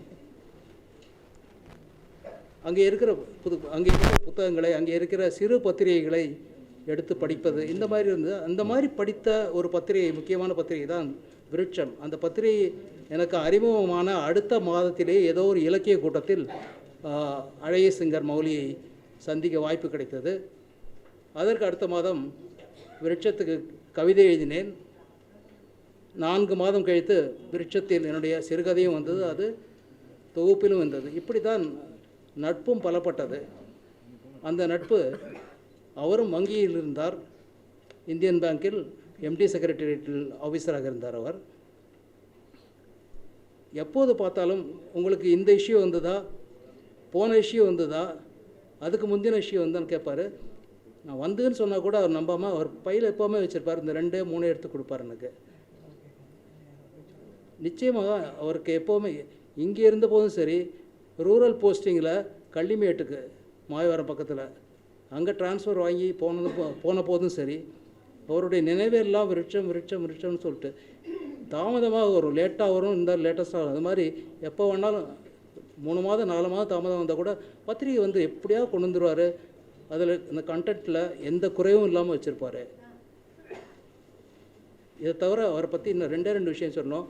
ஒன்று, இங்கே எல்லோரும் அழகிய சிங்கரை ஒரு பத்திரிகை ஆசிரியராக சொல்கிறோம், ஒரு எழுத்தாளராக அவரை பார்க்கிறேன். அவருடைய கவிதை, அவருடைய கதை, சொல்லப்படும் பொருள் பல கதைகளிலும் வங்கி அதிகாரி அல்லது ஒரு வங்கி ஊழியனை பற்றியதாக இருக்கும். அத்தனை கதைகளுமே படிக்க சுவாரஸ்யமாகவும் இருக்கும், அதே சமயத்தில் சப்டெக்ஸ்ட் நிறையாவே இருக்கும்.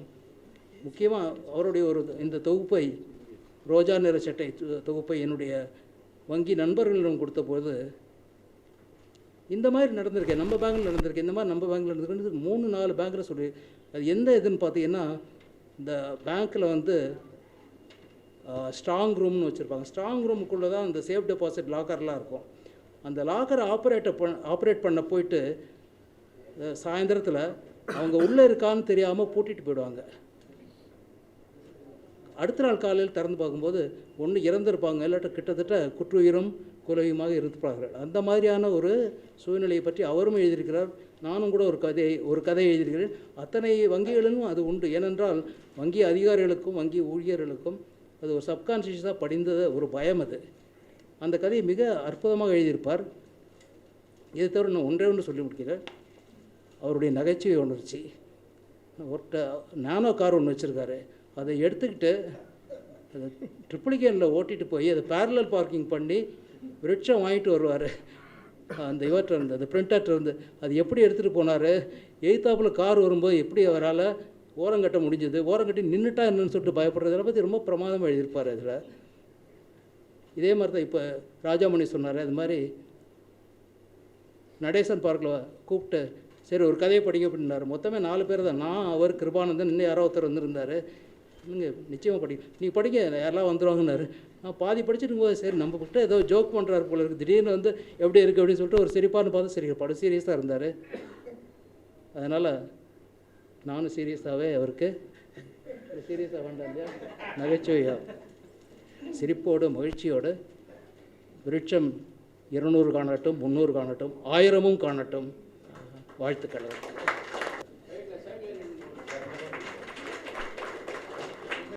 நான் பேச்சாளன் அல்ல. அழகிய சிங்கரின் விருட்சத்தின் ஆரம்ப காலகட்டங்களில் அவருடைய அலுவலகத்துக்கு பக்கத்தில் நான் பணியாற்றி கொண்டிருக்கும் போதே எனக்கு நல்ல பரிச்சயம் உண்டு.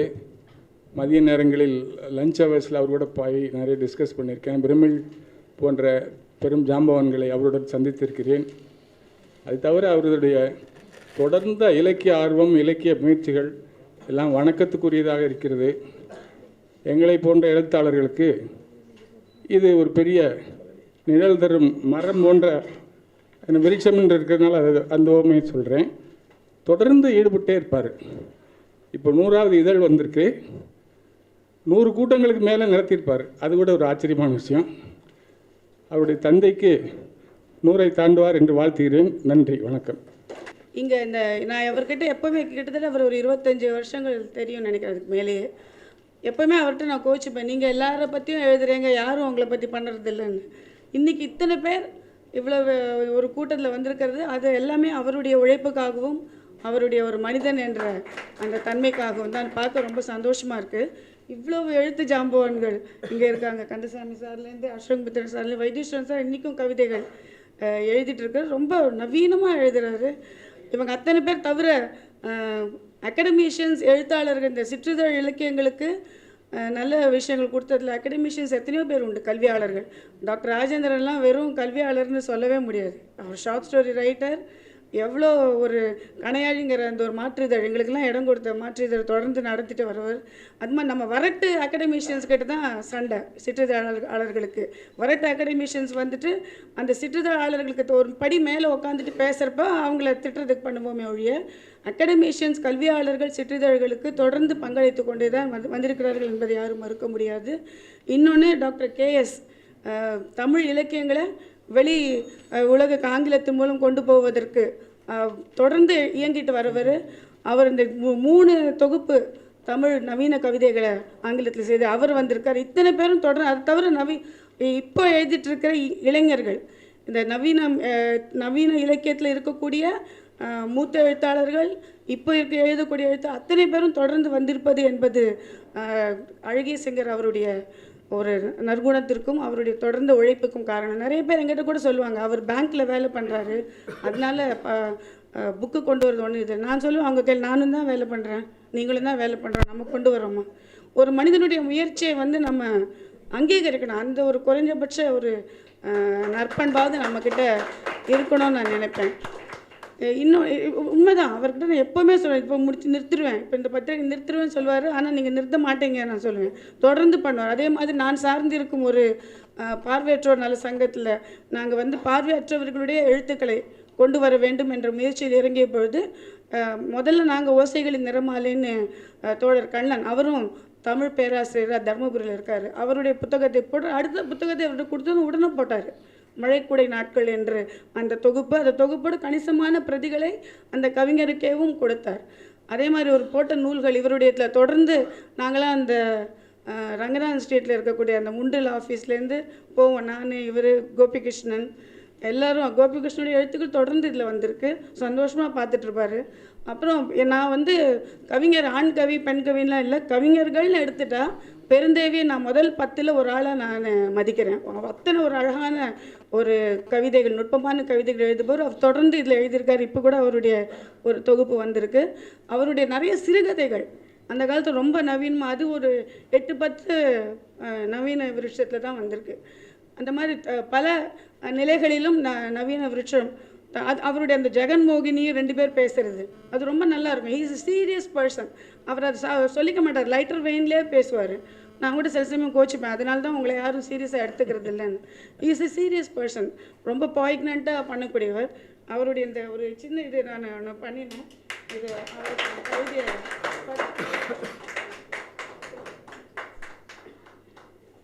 அருநிழலில் இளைப்பாறுவோர், இன்கனிகளில் பசியாறுவோர், நறுமணங்களில் மறுமலர்ச்சி உருவோர், கிளை அமரும் புள்ளினங்களை கண்டுகளிப்போர், தலை அலையும் காற்றை கடவுளென உணர்வோர், மனமெங்கும் இலை நிரப்பி நிற்கும் மாமருந்தாய், மிக அறிந்த நிரந்தரமாய், எனில் ஒருபோதும் தன் கொடையை பறை அறிவிப்பதில்லை மரம், உருமனதில் நிறையும் தருணங்கள் வரமாக, நேற்றும் இன்றும் நாளையும் நிலைத்திருக்கட்டும் விருட்சம், புராதன வேர்களும் விழுதுகளும் அறுபடா நவீனத்தின் குறியீடாய்.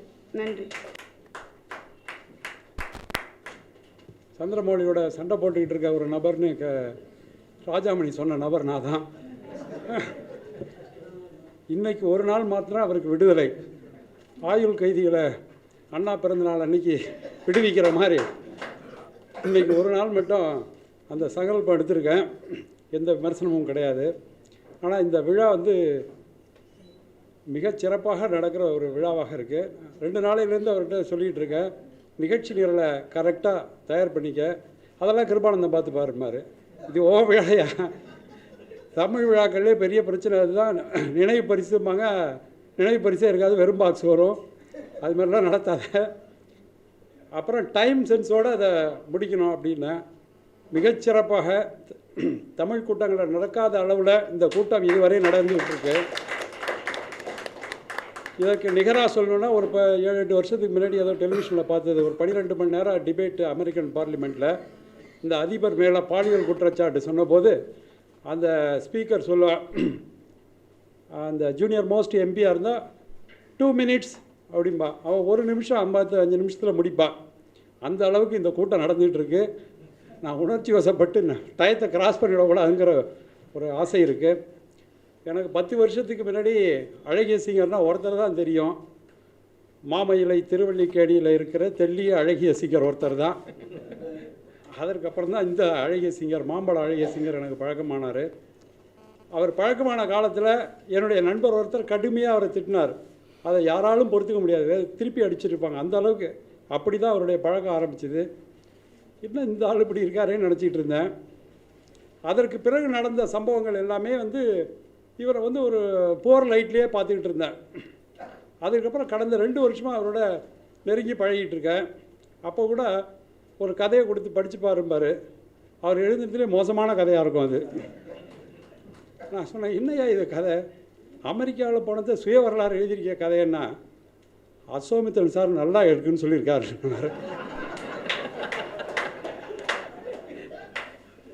அப்போ சொன்னேன், உன் மேலே அன்பு ஜாஸ்தி அவருக்கு.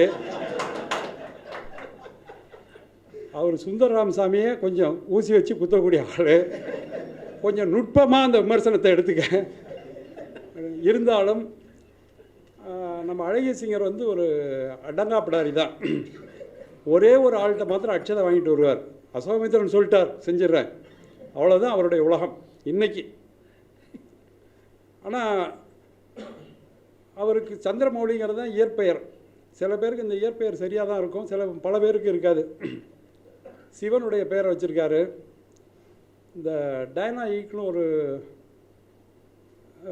பிரிட்டிஷ் லேடி பனாரஸை பற்றி சிட்டி ஆஃப் லைட்ஸ்னு ஒரு புத்தகம் எழுதினாங்க. பிரமாதமான பனாரஸை பற்றி வந்த நல்ல புத்தகம்.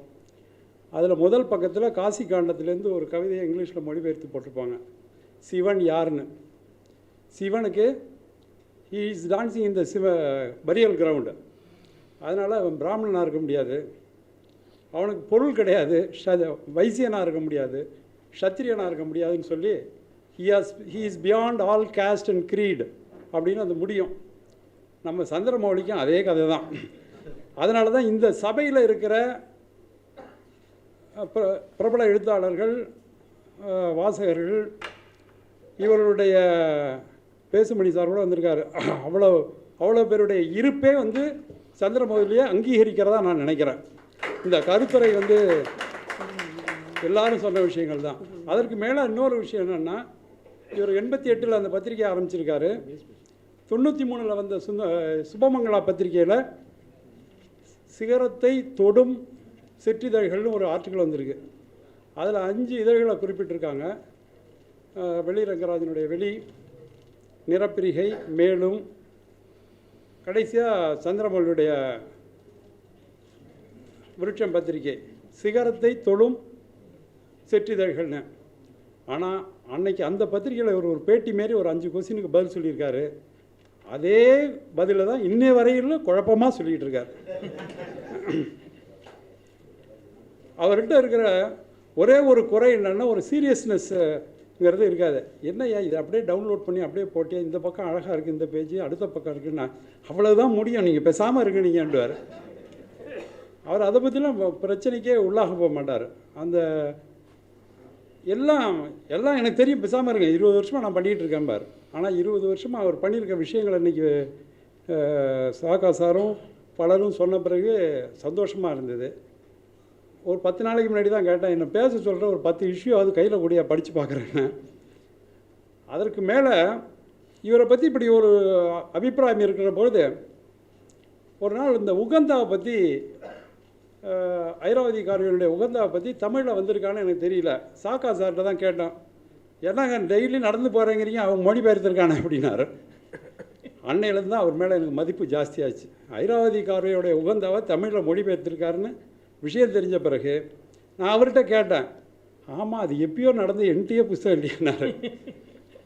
அதுக்கப்புறம் ஓரியன்ட் லாங்மேன் ஹைதராபாத் சொல்லி அந்த புத்தகத்தை வாங்கி படித்தேன். மிகச்சிறந்த மொழிபெயர்ப்பு. இவருக்கு வந்து எல்லாத்துலேயும் ஒரு ஆசை இருக்கும், ஒரு சின்ன குழந்தை மாதிரி. யுகத்தின் முடிவுங்கிற பேரில் 2 மொழிபெயர்ப்பு தமிழில் இருக்குது. சாகித்ய அகாடமியில் யாரோ ஒருத்தர் டைரெக்டாக மராட்டியிலேருந்து மொழிபெயர்த்திருக்காங்க. ஆனால் அதை வந்து மிகப்பெரிய சாகித்ய அகாடமி என்ன பண்ணியிருக்காங்கன்னா, இது ஒரு மராட்டிய நாவல், சாகித்ய அகாடமியை பரிசு பெற்ற மராட்டிய நாவல்னு போட்டாங்க. அந்த அளவில் சாகித்ய அகாடமி கவனமாக இருக்குது. அதை இவர் மொழிபெயர்த்திருக்கார். அன்னையிலேருந்து மௌலி நான் ஒன்றுமே சொல்ல முடியாது, நான் கார்வையை கையெடுத்து கும்பிட்ற ஆள், அதை நீ செஞ்சுருக்கேன்னா அப்படியா சொல்கிறீங்க. அதுக்கும் அப்படி தான் ரியாக்ஷன் இருக்கும். ஒரு குழந்தை மனோபாவத்திலே இருப்பார். ஒரு வீட்டில் ஒரு கேமரா இருந்திருக்கு, பையன் அமெரிக்காவிலேருந்து வாங்கி கொடுத்து போன கேமரா. 2 நாளைக்கு என்ன பண்ணார், அந்த டீ கடையில்ட்டு இருக்கிற மரம் பூச்செடி எதுக்க பார்க்குற எல்லாத்தையும் ஃபோட்டோ எடுத்துகிட்டு இருந்தார். எதுக்கு ஏன்னா இந்த கேமரா வச்சு நான் 10 கேள்வி 10 பதிலே ஒவ்வொரு ரைட்டர்ட்டையும் கேட்க போகிறேன்னாரு. என்னையா 10 கேள்வி 10 பதில் பண்ண போகிறேன்னு. இல்லை ஷார்ட் ஃபில்ம் பண்ணோம் அப்படின்னாரு. ஷார்ட் ஃபில்ம் பண்ணால் அது படிக்கலையா, பல படங்களை பார்க்கணுன்னா, நான் நிறைய இங்கிலீஷ் படம் பார்த்துருக்கேன் அப்படிம்பார். எதை பற்றியும் கவலைப்பட மாட்டார். அந்த 10 கேள்வி 10 பதிலை போட்டு யூடியூப்பில் ஒரு 50 பேர் போட்டார். கடைசியாக ஞானியை போட்டிருக்காருன்னு நினைக்கிறேன். கவலைப்பட மாட்டார். நல்ல வேலையாக அவருக்கு இசை அறிவு கிடையாது, நாட்டிய அறிவு கிடையாது, இல்லாட்டி அதுலேயும் விமர்சனம் எழுதுவார். ஒரு நாளைக்கு நடந்து போகும்போது சொல்கிறாரு, நாளைக்கு ஒரு புஸ்தகம் ரெடி பண்ணிட்டேன், பேர் என்ன, ஏன்னா விமர்சனம்னார். என்னையா இந்த நவீன உலகத்தில் விமர்சனம்னு பத்திரிக்கை வைக்கணும், அதில் இருக்கிற ஒரு கட்டுரை எடுத்து போடு, அது தலைப்பா அப்படின்னா. சரி நாளைக்கு பேசுவோன்னார். மறுநாள் வந்தார். அசாமிதன் சார்கிட்ட கேட்டேன், அவரும் இதை மாற்றிடுன்னு சொல்லிட்டார். அப்புறம் நீங்களும் படிக்கலாம் அப்படின்னு அந்த புஸ்தகத்தை மாற்றினார். உள்ளால விமர்சனம் 1, விமர்சனம் 2, விமர்சனம் 3. என்னையா ஒரு தலைப்பு வைக்கக்கூடாதா அதுக்கு அப்படின்னா. கரெக்டு தான், இதுக்கும் டி நகர் போகணுமா அப்படின்னு கேட்டேன். இல்லை நான் மாற்றிடுறேன்ட்டு மாற்றி அந்த புத்தகத்தை அழகாக கொண்டு வந்துட்டார். அதற்கு பிறகு ராமகிருஷ்ணனுடைய கட்டுரை வந்தது, எஸ்ராவுடைய அற்புதமான கட்டுரை. நான் சொன்னேன், உன் லைஃப்பில் இதுமாரி ஒரு கட்டுரை யாரும் எழுத முடியாது உனக்கு. அது எஸ்ரா எழுதிட்டார். நீ எஸ்ரா உனக்கு எழுதுனால எஸ்ராவை எத்தனை பேர் அடிக்க போகிறான்னு எனக்கு தெரியாது அப்படின்னா. உண்மையாக சொல்கிறீங்களா, மனப்பூர்வமாக சொல்கிறியா அப்படின்னா. இப்படி வந்து அவர் தன்னுடைய வாழ்க்கையை இலக்கியத்தின் மேலே, அவர் கவிதை மேலே ஒரு பெரிய பிடிப்பு இருக்குது. நல்ல கவிதை எழுதியிருக்காரான்னு என்ன கேட்காதீங்க, நான் பதில் சொல்ல மாட்டேன். கவிதை மேலே அவருக்கு மிகப்பெரிய பிடிப்பு இருக்குது. கவிதை புத்தகமே வராத காலத்தில் அவருடைய கேட்லாகில் பார்த்தா 20 வெளியீடுகளில் 10 டைட்டில் கவிதையாக தான் இருக்கும். அல்லது கவிதை பற்றிய ஞானகுந்தனுடைய ஒரு கட்டுரை, கவிதை பற்றிய கட்டுரை நூலாக இருக்கும். அதனால் டெய்லி இப்போ ஒன்று போட்டுட்ருக்காரு யூடியூப்பில், ஒரு புக்கை இது பண்ணி அதுலேருந்து ஒரு கவிதையை எடுத்து போடுறார். மெனக்கிட்டு ராத்திரி 10 மணிக்கு ஃபோன் பண்ணால் எடுக்க மாட்டார், கவிதையோடு இருப்பார். அப்புறம் வெளிப்படையாக சொல்லிடுவார், இந்த கவிதையை நான் தான் போட்டிருக்கேன், ஆனால் இந்த கவிதை எனக்கு புரியலம்பார். அப்படி ஒரு பச்சை குழந்தை. இந்த பச்சை குழந்தை பட்ட பாடுன்னு பார்த்தீங்கன்னா அவரோட நெருங்கி பழகும் போது எனக்கு தெரியுது. அந்த குழந்தைக்கும் ஒரு அப்பா அடிச்சுக்கிட்டே இருந்தாருன்னு வச்சுங்க, ஒரு நாள் இல்லைனாலும் அவங்க அம்மாட்ட போய் அப்பா ஏன் என்னை அடிச்சுக்கிட்டே இருக்காருன்னு ஒரு குழந்தை கேட்கல. அதுமாரி இந்த 100வது இஷ்யூவில் ஒரு பதிவை போட்டார். அதுலேயும் கூட அவர் வெளிப்படையாக போடல. முதல் இஷ்யூ சி மோகன்ட்ட தான் பிரிண்ட் பண்ணி கொண்டு வந்திருக்கார். இவர் இப்போ பைசா கொடுத்துட்டு வந்திருக்க வேண்டியதானே, அவர்கிட்ட போய் ஏதாவது கருத்து கேட்டிருக்கார். அவர் என்ன மூட்டில் இருந்தாரோ தெரியல, இதெல்லாம் உருப்படாத கவிதையெல்லாம் போடுறேன் நீ போகன்ட்டார் போல இருக்கு. அது வந்து அவர் மனசில் உறுத்திக்கிட்டே இருந்தது. அதை சி மோகன் போடாமல் இந்த 101வது இஷ்யூவில் அதை போட்டுட்டார். இப்போ கூட ரீசெண்டாக ஒரு நாள் ரொம்ப மனசு வருத்தப்பட்டு சொன்னார், ஒரு பத்திரிக்கைக்கு நான் இன்விடேஷன் அனுப்பிச்சேங்க, அவரும் எனக்கு தெரிஞ்ச நண்பர் தான், இதெல்லாம் எனக்கு இன்விடேஷன் அனுப்பாதேன்னு சொல்லிட்டாரு அப்படின்னாரு. அது எந்த அளவுக்கு அவருக்கு ஊன் பண்ணியிருக்குங்கிறது எனக்கு தெரியும். இதுமாரி ஒரு காயங்களோடையே தன்னுடைய வாழ்க்கையை நடத்தி வந்தாலும் எல்லாத்துக்கும் ஒரு சிரிச்சுட்டு போயிடுவார். அவருடைய எதிர்ப்பு இருக்காது. இன்னொரு விஷயம், நான் வந்து இப்போ ராஜாமணி சொன்ன மாதிரி டெய்லி சண்டை போட்டுட்ருக்கேன். ரீசெண்டாக நம்ம இந்திரன் சார் என்ன பண்ணார், இவர் ஏதோ ஒரு ஆத்மநாமம் பற்றி ஏதோ ஒரு ஃபேஸ்புக்கில் என்னமோ போட்டிருக்காரு, அது கடுமையாக ஒரு விமர்சனம் போட்டார். மறுநாள் காலையில் என்கிட்ட சோகமாக சொல்கிறார், விமர்சனம் அப்படி போட்டார், எனக்கு மூடே வரல, 2 நாளாக தூக்கமே இல்லைனாரு. நீ பதட்டமே பட மாட்டியப்பா, அவருக்கே ஃபோனை போட்டு கேட்க வேண்டியதானே. அவரையும் இந்த ஃபங்க்ஷனுக்கு கூப்பிட்ருக்காரு. அதுதான் அவருடைய கேரக்டர். அதனால் அவருடைய ஒரு இலக்கியத்து மேலே இருக்கிற ஒரு பேராவா வேட்கை அதுதான் அவரை நடத்திட்டுருக்கு. ஆனால் திருக்குறளில் ஒரு குறள் மாத்திரம் நான் அவருக்கு சொல்லி ஆகணும்.